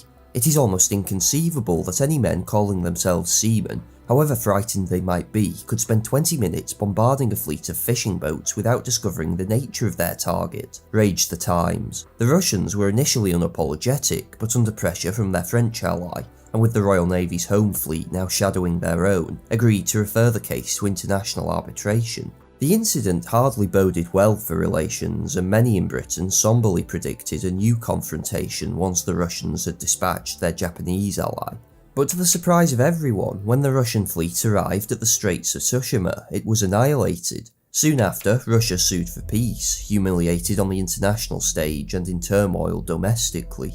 The Tsar's defeat suddenly placed Britain in the most favourable diplomatic position she had occupied for decades. The question was what exactly to do with it. For Grey, the answer was obvious. Britain should take the opportunity to reach a thorough settlement with Russia, resolving all outstanding territorial disputes and forging a new relationship with her. Unlike Lansdowne and the French Entente though, Grey did have Germany at the forefront of his mind when negotiating. A Russian pact would allow the Liberals to maintain their defence cuts by freeing up resources from the east and leaning more heavily on St. Petersburg there. Focus could then be directed back to Europe and Germany. It's true Grey publicly rejected this accusation, in his memoirs writing that the primary and cardinal object of the agreement was the security of the Indian frontier. In 1912 he went even further in responding to one critic. Previous to the Anglo-Russian agreement, it was our policy to head back Russia in every direction. We did it in the Crimean War, we did it in the time of Lord Beaconsfield, and we did it in recent years in the Far East. For years I've held that this was a mistaken policy, and that it would be better to come to an agreement with Russia by which she would not acquire influence or use what influence she had to disturb our Indian frontier. That was the fons et origo of the Anglo-Russian agreement. This was basically the same logic Lansdowne had used when crafting the Entente with France, a limited settlement of colonial disputes meant to give Britain more diplomatic freedom. But it's difficult to trust Grey as being completely truthful here. Whilst negotiating in 1907, he was also writing, "An entente between Russia, France and ourselves would be absolutely secure. If it is necessary to check Germany, it could then be done." Indeed, Sir Charles Hardinge, the former ambassador to St. Petersburg and newly appointed permanent Under-Secretary at the Foreign Office, declared, "It is far more essential for us to have a good understanding with Russia in Asia and the Near East than for us to be on good terms with Germany." The idea of some kind of agreement with Russia to end the Great Game was not exactly new. Defending the northern frontier of the Indian Empire was a constant drain on men and money, and was only likely to become more so once new railways allowed the Tsar to finally supply his many legions in that remote part of the world. Lansdowne had thus tentatively endorsed seeking some sort of pact with Russia from 1903 onwards, but Balfour and Lansdowne had imagined this as a sort of mirror agreement to the French Entente, a specific settling of colonial grievances with no real wider purpose. The difference with Grey was he also saw it as a way of countering Berlin. Initially, the Russians were uninterested. Nicholas himself favoured a formal reconciliation with Germany rather than Britain to escape his predicament. Berlin, so the Tsar thought, had been generous during the war, even coaling the Russian fleet whilst the British were threatening to destroy it. That Germany had also used the crisis to wring highly favourable trade terms from Russia, he seemed to inexplicably forget. On the 24th of July 1905, Nicholas met Kaiser Wilhelm on board his yacht in the Gulf of Finland, where they signed the Treaty of Bjorko. The terms were for a mutual defensive pact and a commitment from Russia to bring France into the agreement as soon as possible. For a moment it looked as if the Kaiser had single-handedly broken Germany's burgeoning encirclement. But Nicholas had signed the document without consulting his ministers, who were horrified when they heard the terms. How on earth could Russia presume to dictate to France at this point, when Paris was in the middle of their own confrontation with Germany over Morocco, and was being expected to save Russia's economy with a large loan? Lambsdorff, the foreign minister, declared Bjorko a trick meant to break the Entente with France and alienate Britain. Even Witte, a long-time Germanophile, remained bitter at Germany's behaviour in the recent trade negotiations. Chastised, Nicholas withdrew from the deal, earning him a rebuke from the Kaiser. This of course didn't mean the generally cordial relationship between Berlin and St. Petersburg soured. The two monarchs met on their yachts again in 1907 and quickly resumed their friendship, only slightly dampened by an impromptu speech from Wilhelm where he boasted about his navy and said he hoped Nicholas would soon build another. The only thing missing, fumed a Russian aide, is for him to slap him in the face. There were no slaps, but nor was there any more talk of a formal alliance either. The Tsar was now left with little choice. The British were holding out a hand, he could no longer afford to ignore it. The terms of the Anglo-Russian agreement, finally signed in 1907, dealt with Afghanistan and Tibet, but ultimately came down to a deal over Persia. Russia was to take a sphere of influence in the north, Britain in the south. The considerations were purely strategic. Oil was only discovered by chance within ease of access for the British a few years later.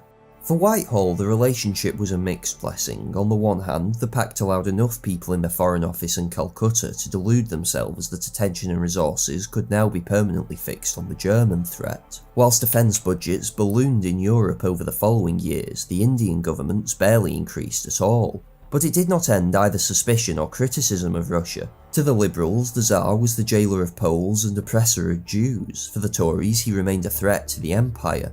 Whereas the Entente with France generally always had widespread support, the appeasement of Russia was really driven by a few policymakers at the top, namely Grey, Hardinge and Nicholson. In the Lords, Curzon, former Viceroy of India, bitterly condemned the treaty for giving up our advanced positions in Tibet. The agreement was always likely to come under strain. Persia was practically descending into chaos internally at this point, and the Russians were soon making the most of it by moving troops into the country. They also continued to work on railways in the region, making invasion of India ever more feasible. Grey had a subtle solution to this, he ignored it, instead blithely taking Russian assurances of friendship if it would allow him to focus on Germany. This to the extent Spring Rice, newly appointed in Tehran, bemoaned the tendency to take for granted that Russia means what she says when she says she does not intend to take up a position in Persia which would facilitate the invasion of India. For St. Petersburg then, the agreement was an excellent deal considering the circumstances. Unlike Grey, the Russians made it extremely clear to the Germans that the pact was in no way aimed at them. To St. Petersburg, for now at least, it was solely about salvaging their position in Persia. Though it's true the Anglophile ambassador to London, Beckendorf, hoped it would eventually develop into a more elaborate friendship. Nonetheless, the significance of the agreement should not be downplayed. For a decade, Russian expansion had been focused on its periphery. The agreement with Britain was, at least in spirit, an abrogation of that policy. With its imperialist designs elsewhere blunted, the Russians once more turned their attention back to Europe, just as the continental tinderbox was beginning to look particularly flammable.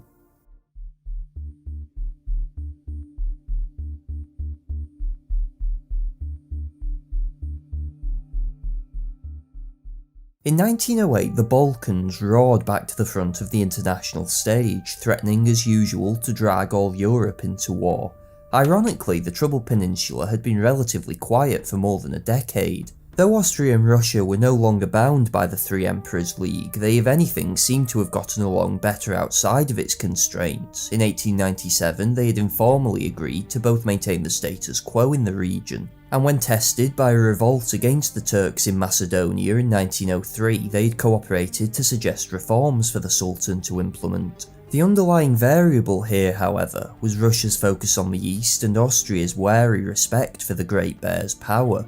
Now, with its Asian aspirations checked, St. Petersburg was beginning to once more look west, just as Vienna sensed opportunity to take advantage of Russian weakness. The Habsburgs had always defended their prerogative to legally annex Bosnia-Herzegovina, the Balkan territory it occupied since 1878. A secret article of the old Three Emperors League had stated Austria asserted the right to annex these provinces at whatever moment she shall deem opportune, and the claim had been repeated since. Russia had never contested this in principle, though it reserved the right to impose conditions. For 30 years, Vienna had preferred to avoid this awkward conversation, but in 1908 the occupation statute was due to expire. The Austrian foreign minister, Alois von Ehrenthal, thought now the time to formally incorporate the territory. Tall, slightly stooped, with fine, regular features and hooded eyes from which he peered out of short-sightedly, Aehrenthal had come from a family of Czech aristocrats and had risen steadily through the Austrian diplomatic service, serving as a successful ambassador to, of all places, Russia before finally accepting the Foreign Office in 1906. He was wholeheartedly committed to the Habsburg civilising mission and deeply conservative, yet was by no means a mere reactionary. Indeed, it was his openness to more creative solutions that was to lead to his infamous reputation. The advantages of annexation were obvious. Superficially, it would serve as a cheap prestige boost for an empire desperately in need of it. For Aehrenthal, though, absorbing Bosnia would also be the start of a more ambitious foreign policy. A passionate Austrian patriot, he was deeply concerned by the monarchy's growing dependence on Germany. The Kaiser's description of Vienna as a brilliant second at the Algeciras conference in 1906 still annoyed him. A bold international statement such as this would prove the Habsburgs remained an independent great power. Once annexed, Aehrenthal imagined the Slavs would be given their own autonomous kingdom within the monarchy, solving that question and further revitalising the empire on the international stage. The clinching argument came in the summer of 1908 when the Young Turks forced the Ottoman Sultan to proclaim a constitution and establish a parliament. Announcing plans to overhaul the imperial government, rumours reached Vienna that Bosnia, still legally a Turkish territory, would soon be offered its own political settlement, pulling the rug out from under Austria. Aehrenthal thus moved quickly to prepare the ground for formal annexation. To do so, however, he first had to square Russia. Despite his subsequently infamous reputation throughout the Slav world, Aehrenthal was actually a firm believer in improving relations with St. Petersburg. Austria's future, the former ambassador to Russia thought, lay in cooperation between the three great monarchies of Europe, a sort of revived Three Emperors League, at least in spirit if not in name. He thus hoped settling the Bosnian issue would be the prelude to a new era of détente between the two empires. History does so love its ironies. The new Russian foreign minister, Izvolsky, had no objection to the Austrian annexation, providing the Tsar was amply compensated. In particular, he had his mind on a revision of the Straits Agreement. Currently, commercial shipping could navigate the small waterway that separated east from west, but foreign warships were banned. If Russia could revise this, allowing her navy alone to move between the Black and Mediterranean seas, she would have won a major strategic prize. On a more personal level, Izvolsky would have won fame for himself, inevitably part of the calculation for a man as vain as the foreign minister was. Izvolsky came from a prosperous gentry family with good connections at court, though they were basically new money in Russian terms. No one doubted the foreign minister's intelligence. He was well read, intellectually curious, and could be charming. But he combined this with narcissism and excessive concern for his public image. He had experienced a uniquely wide range of postings in his diplomatic career, from the Balkans, Rome and Germany to Japan and the United States. Though he still felt unprepared for the Foreign Office when he was appointed in 1906, in politics he was a liberal by Tsarist standards, supporting the Duma and holding public opinion in high regard. His focus on the Straits can in this context be understood. Educated Russians yearned for a foreign policy success to expunge the lingering humiliation of the Japanese War, and it's hard to overstate the hypnotising effect Constantinople and the Dardanelles had.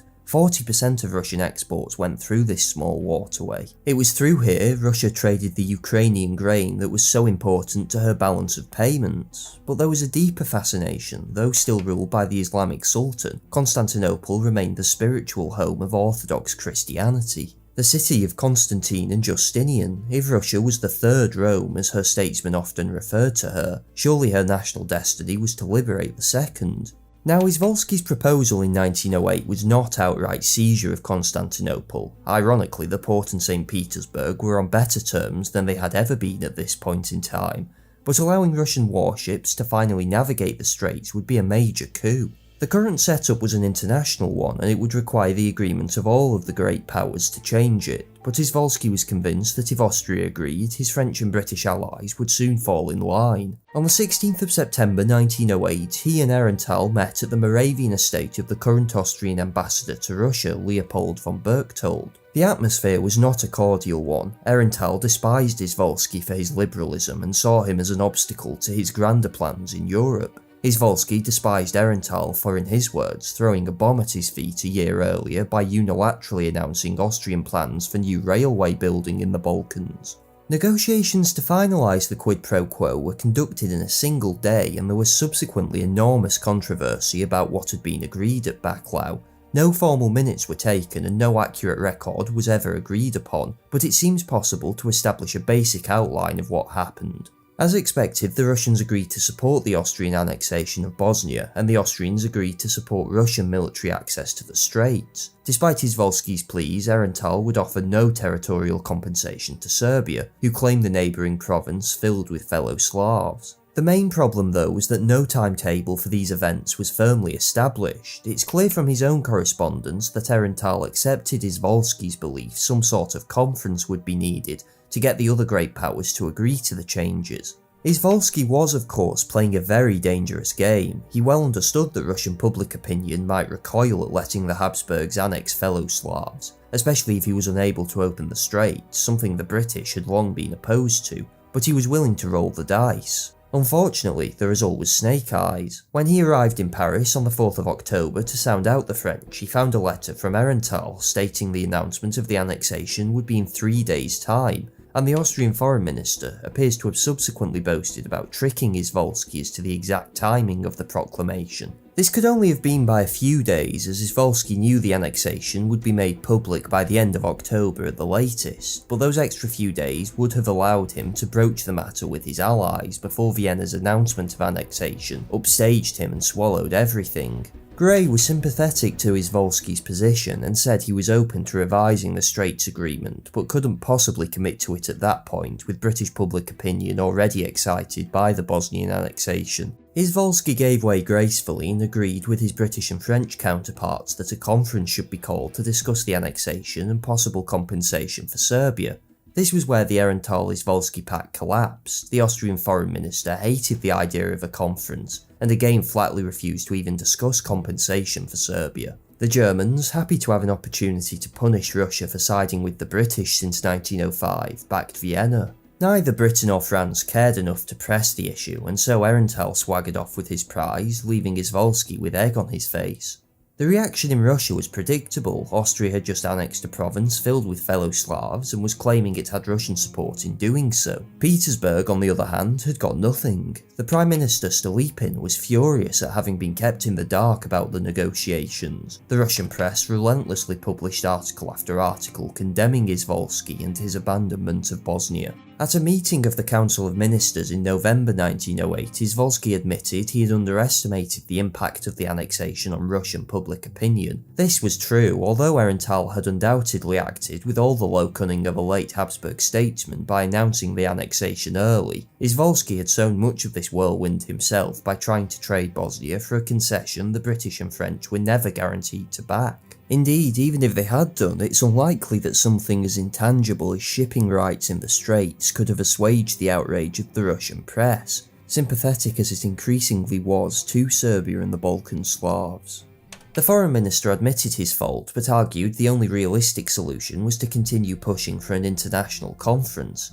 As discussed earlier, neither Berlin or Vienna liked conferences anymore, not unfairly believing the aligned system meant they would be outvoted at any such meeting. The crisis rattled on throughout the winter and into the spring of 1909, as the Russians tried to force the issue, but by then the Austrians were bored, and Aehrenthal decided to end the matter once and for all by threatening to publish documents signed by Izvolsky that promised to support the annexation. Finally, on the 22nd of March 1909, Germany also stepped in and issued what some Russians later described as an ultimatum. Russia was basically told to recognise the annexation or face the consequences. It goes without saying that war was an impossibility for Russia in 1909. Still wounded by the Manchurian debacle, the Tsar's intelligence reported that Germany's superiority in artillery, heavily invested in since the Tangiers crisis, in particular made conflict impractical. Besides, the French even more alarmingly made it clear they had no interest in getting involved in a spat over the Balkans. A key but overlooked detail that shows there was still flexibility within the alliance system. Powers still did not mindlessly back their allies at all times. The result was that St. Petersburg finally obliged, the Bosnian annexation was recognised, the Straits remained closed to Russian warships. The Bosnian crisis, in hindsight, seems like many of the pre-war spats, a storm in a teacup. But if you had to pick one incident before 1914 that explained the conflict, this would be a good contender.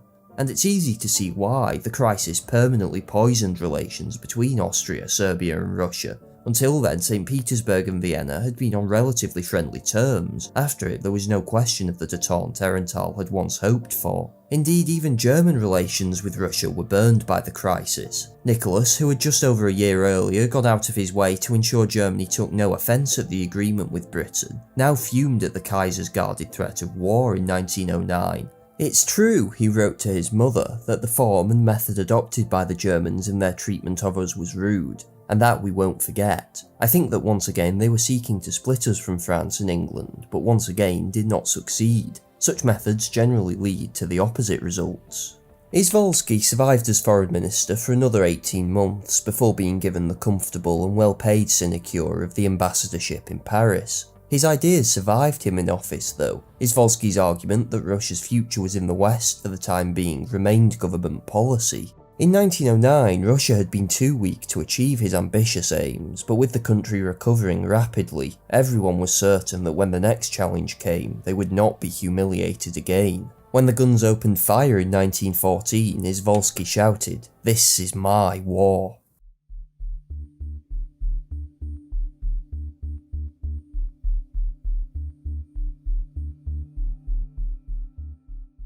The whole world is now watching the rivalry between German and English shipbuilding, Sir Edward Grey told the German ambassador in 1908. The naval revolution that had occurred with the launching of Dreadnought 2 years earlier fundamentally altered the dynamic of the arms race. The pre-Dreadnought battleships of both nations were now basically obsolete, and Tirpitz would have to begin his project from scratch. Indeed, the entire concept of the Rear Admiral's risk strategy was looking ever more dubious. Instead of ignoring the German build-up, the Royal Navy had responded by recalling many of its ships to home waters and streamlining the fleet. Instead of conceding to Germany a world political freedom, the British had tightened their links with France and sided against Berlin over Morocco. Even worse, continuing the race and matching Dreadnought's size would mean the Kiel Canal, Germany's newly built waterway that linked the Baltic and North Seas, would have to be widened at enormous expense so as to accommodate the huge ships. As Paul Kennedy says, well before the outbreak of war, it had become clear that, far from achieving British respect and securing concessions, the naval expansion was creating a lasting enmity. Switching back to a more limited cruiser-focused expansion, a force capable of actually operating beyond Cherbourg, would now have been the most obvious solution, but Tirpitz was unmoved. If the British built dreadnoughts, so would Germany.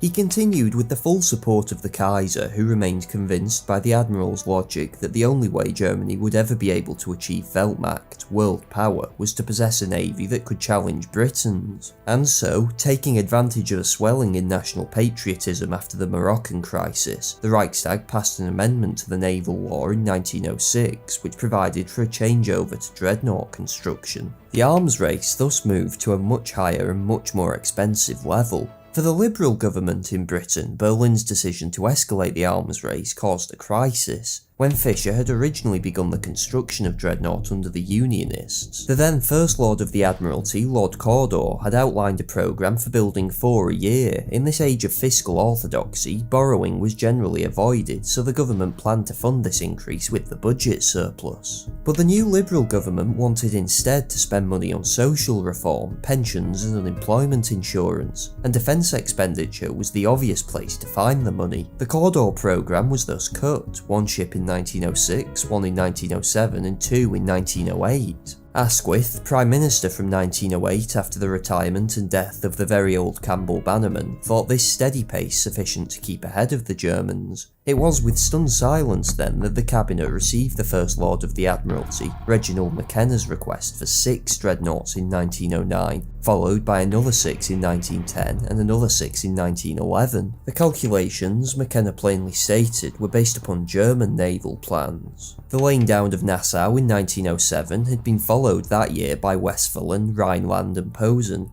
In 1908, the Reichstag had passed another naval bill increasing the rate of dreadnought construction from 3 to 4 per year for 4 years. If, as originally planned, the Royal Navy only ordered 4 dreadnoughts in 1909, by 1912 Germany would have 13 and Britain 16. Liberal arrogance and cost-cutting had left the British Empire in an unthinkably perilous position, and the Admiralty made its feelings known to McKenna. Worse, there were constant rumours that Germany was secretly speeding up its naval construction. The Great Krupp manufacturing works in Essen were said to be holding huge warehouses of naval gun barrels, and the Admiralty thought it a practical certainty that if this were true, Germany would actually have 17 dreadnoughts by 1912. If she used all of her dockyards capable of building dreadnoughts, 7 in total, she would have 21. This was undoubtedly verging on the hysterical, and in Cabinet the First Lord was vigorously opposed by 2 up-and-coming ministers in the Liberal Party, David Lloyd George and a very young man named Winston Churchill. Both were firmly committed to the radical wing of the party and refused to consider the extra expenditure. Lloyd George, who as the newly appointed Chancellor would have to find the money, thought the parliamentary party would never accept the extra cost, whilst Churchill rebutted the idea that the Germans were building more dreadnoughts in secret on the basis that the Reichstag would still have had to publicly authorise them. Churchill was indeed correct. What had actually sparked all of these rumours was the Germans placing a dreadnought order a few months early so that a Danzig shipyard didn't have to lay off any of its workers. No new ships were being added to the build schedule, nor were the completion dates of the ordered ships being brought forward. But as the Germans refused all British requests to audit this for themselves, no one in London really knew.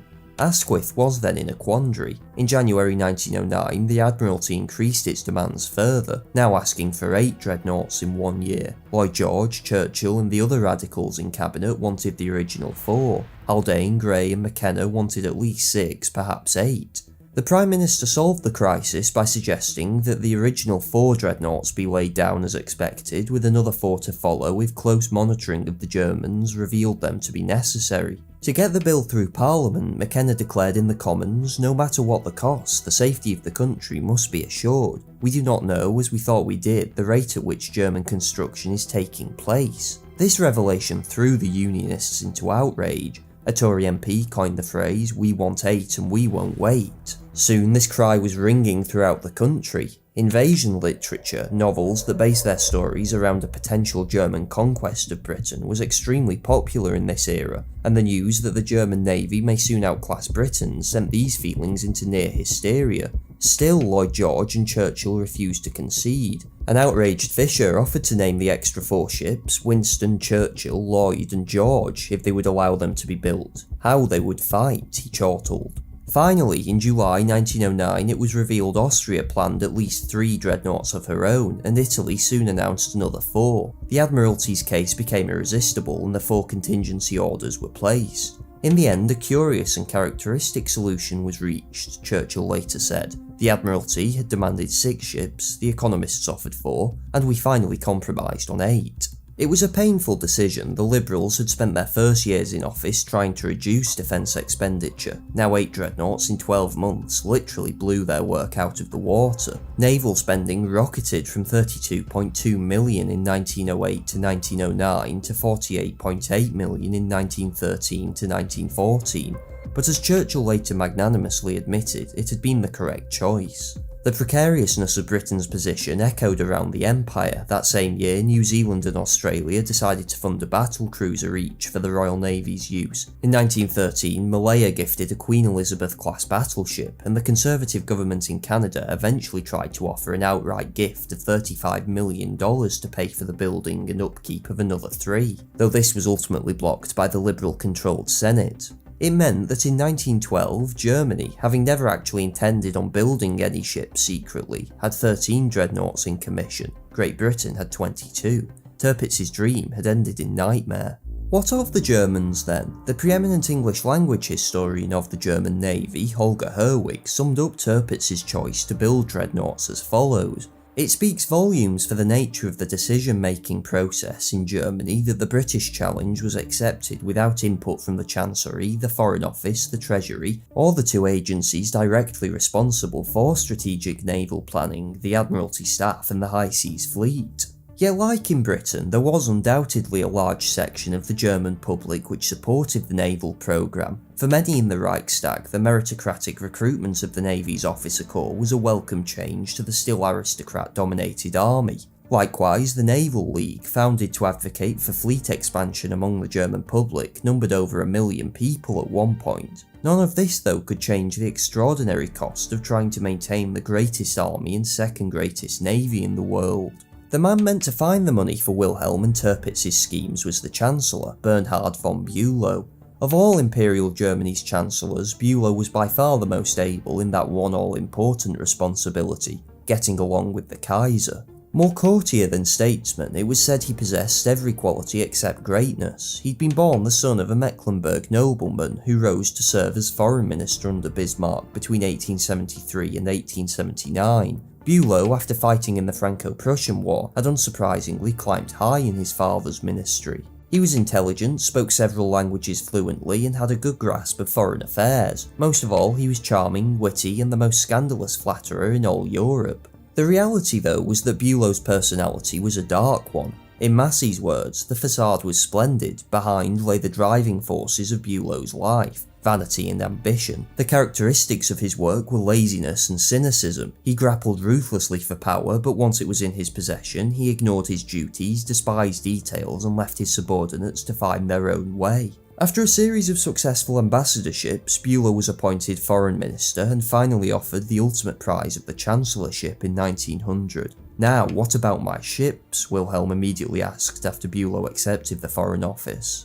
Publicly, Bülow was perfectly happy to serve as a vessel for Wilhelm's idea of personal rule, carrying out his master's often eccentric commands without the nagging and opposition that had accompanied Caprivi and Hohenlohe. Whenever, by oversight, he expresses an opinion in disagreement with the Emperor, he remains silent for a few moments, then says the exact contrary with the preface, "As your Majesty so wisely remarked," noted one observer. Of course, whilst Bülow had few of his own ideas, he was wise enough to pass between the good, the bad, and the bizarre from the Kaiser. Usually he was free to choose which ones he liked, knowing Wilhelm would either forget or change his mind about the others anyway. A German fleet, Bülow originally thought, was a good idea. "We do not want to put anyone in our shadow, but we also demand our place in the sun," he had declared before the Reichstag in 1897. A powerful fleet was the only way Germany could hope to engage in Weltpolitik, world politics. And so, each time the navy needed expanding, Bülow would go before the Reichstag and with his eloquence make the case for the increase. By 1908 though, the Chancellor was becoming increasingly sceptical. Like in Britain, the cost of the naval race was astronomical, and politicians, particularly on the left in the Reichstag, were becoming ever more restless. The basic truth was that Berlin had none of the essentials to compete with Britain in the naval sphere. Its shipbuilding industry, though capable of learning remarkably quickly, lacked the capacity and expertise. Germany had a poorer population and a scarcity of capital compared to the British. Bülow's attempts to assuage this by implementing a federal income tax in 1909 ended in a humiliating failure. The result was that Germany usually resorted to borrowing to fund the naval increases, doubling the national debt in 8 years. Most worryingly of all, the navy hoovered up cash that could have gone to the army. Berlin was encircled by the second and third most powerful armies in the world, yet was spending a third of its military budget on a single-purpose fleet to blackmail a nation who until then had been no threat at all. Worse, the race showed no signs of slowing. At times, Tirpitz hinted that a programme of 60 battleships, replaceable at the rate of 3 a year, was the minimum he aspired to. "When will you be sufficiently advanced with your fleet?" Bülow bluntly asked Tirpitz in 1907, "so that the unbearable political situation will be relieved?" The answer was it wouldn't. Throughout 1908, an increasingly worn-out Chancellor struggled to find a way of raising the required revenue, only to see his efforts then cancelled out by the enormous British programme ordered in 1909. By that time, though, Bülow was politically dead anyway. In August 1908, Wilhelm met Edward VII in Kronberg. The Kaiser did not like his uncle, probably because Bertie was everything Willie was not. Self-assured, well-liked by the royal courts of Europe and respected internationally, his philandering and unsnobbish consorting with Jews and lower classes also rankled Wilhelm. Nonetheless, the atmosphere this time was cordial. Edward had been given a document highlighting points about the ongoing arms race to try and address with the Kaiser, but chose not to spoil the pleasant atmosphere. Hardinge, permanent undersecretary at the Foreign Office, was franker when he met Wilhelm for drinks after dinner. The naval race, Hardinge warned, was permanently souring Anglo-German relations. The Kaiser, though, would have none of it. Anglo-German relations, he thought, had never been better. Hardinge, one of the less avowedly anti-German diplomats that surrounded Grey, was deeply alarmed by Wilhelm's flippant attitude towards the race, but the Kaiser typically came away believing the meeting had been a great personal triumph and that he had proved the righteousness of his cause to the British. Events were to say otherwise. On the 28th of October 1908, the Daily Telegraph published what it described as an interview with Wilhelm. In fact, the article was really a write-up of notes handed to the paper by a credulous and Germanophile English landowner who had hosted the Kaiser the previous year, and thought Wilhelm's unguarded opinions, stated to him over a few brandies, would clear away all misunderstandings if published publicly. The Telegraph sent the article to the Kaiser first for review. Wilhelm, acting within official guidelines for once, passed it on to Bülow, and Bülow passed it on to the Foreign Office. Unfortunately, midway through this game of pass the parcel, the music stopped. With no edits received, the Telegraph published the full interview to immediate outrage on both sides of the North Sea. In tone, the Kaiser appeared both self-pitying and accusatory. The British were as mad as March hares for rejecting his personal offers of friendship. They were fools for opposing the German naval build-up, which was actually aimed at Japan. Most Germans disliked the English, and Wilhelm's own friendly attitude put him in the distinct minority. It was he that had come up with the operational plan to defeat the Boers. This obviously made Wilhelm sound like both a villain and a moron. The contradiction was so bizarre that no one quite knew what to make of it. Crow, who ironically might have been the one man in Europe that still thought the German Emperor competent, announced the interview was a ploy to lure Britain into a false sense of security. "The German Kaiser is aging me," Grey complained. "He's like a battleship with steam up and screws going, but with no rudder. He will run into something someday and cause a catastrophe." The interview caused a scandal in Germany as well. Only a year earlier, Wilhelm's close friend Philipp Eulenburg had been exposed as a homosexual, illegal in Germany at that point, and this subsequent humiliation tipped the Kaiser into a deep depression. For the first time, he seriously considered abdicating. In the end, he did not, coming instead, not wholly unfairly, to blame Bülow for the debacle. In July 1909, the Chancellor offered his resignation, which was accepted. If nothing else, the affair served to highlight the growing wedge the naval arms race was driving between Britain and Germany. There was some justice to the Kaiser's complaints that Whitehall regarded the German navy with unique prejudice, and that the British press's vituperative attacks on him and his nation were excessive. Yet these complaints were, equally, somewhat disingenuous. Of course a battle fleet with a composition meant for fighting in the North Sea was going to raise more alarm in Britain than a Japanese or American naval programme. It's true that Britain then made more of the threat than was necessary. Had the Cawdor programme been maintained, there would have been no naval scare, nor much of a naval race to speak of. Even so, the British reaction was ultimately understandable. The Germans were to react the exact same way, if anything more hysterically, to the Russian armament programme on land a few years hence. In the latter race though, which we'll discuss in more detail later, it was not exactly clear who was going to win. On the seas, it was always apparent that Britain, if seriously threatened, could outbuild the Germans indefinitely. Tirpitz's only answer to this unalterable law of nature was that the British would eventually blink first under the financial strain, and that too much had already been gambled to leave the house empty-handed now. And so, two nations that fundamentally had very few conflicting interests went into the new decade in one of the most intense arms races in modern times, just as Europe was about to be thrown once more to the brink of war.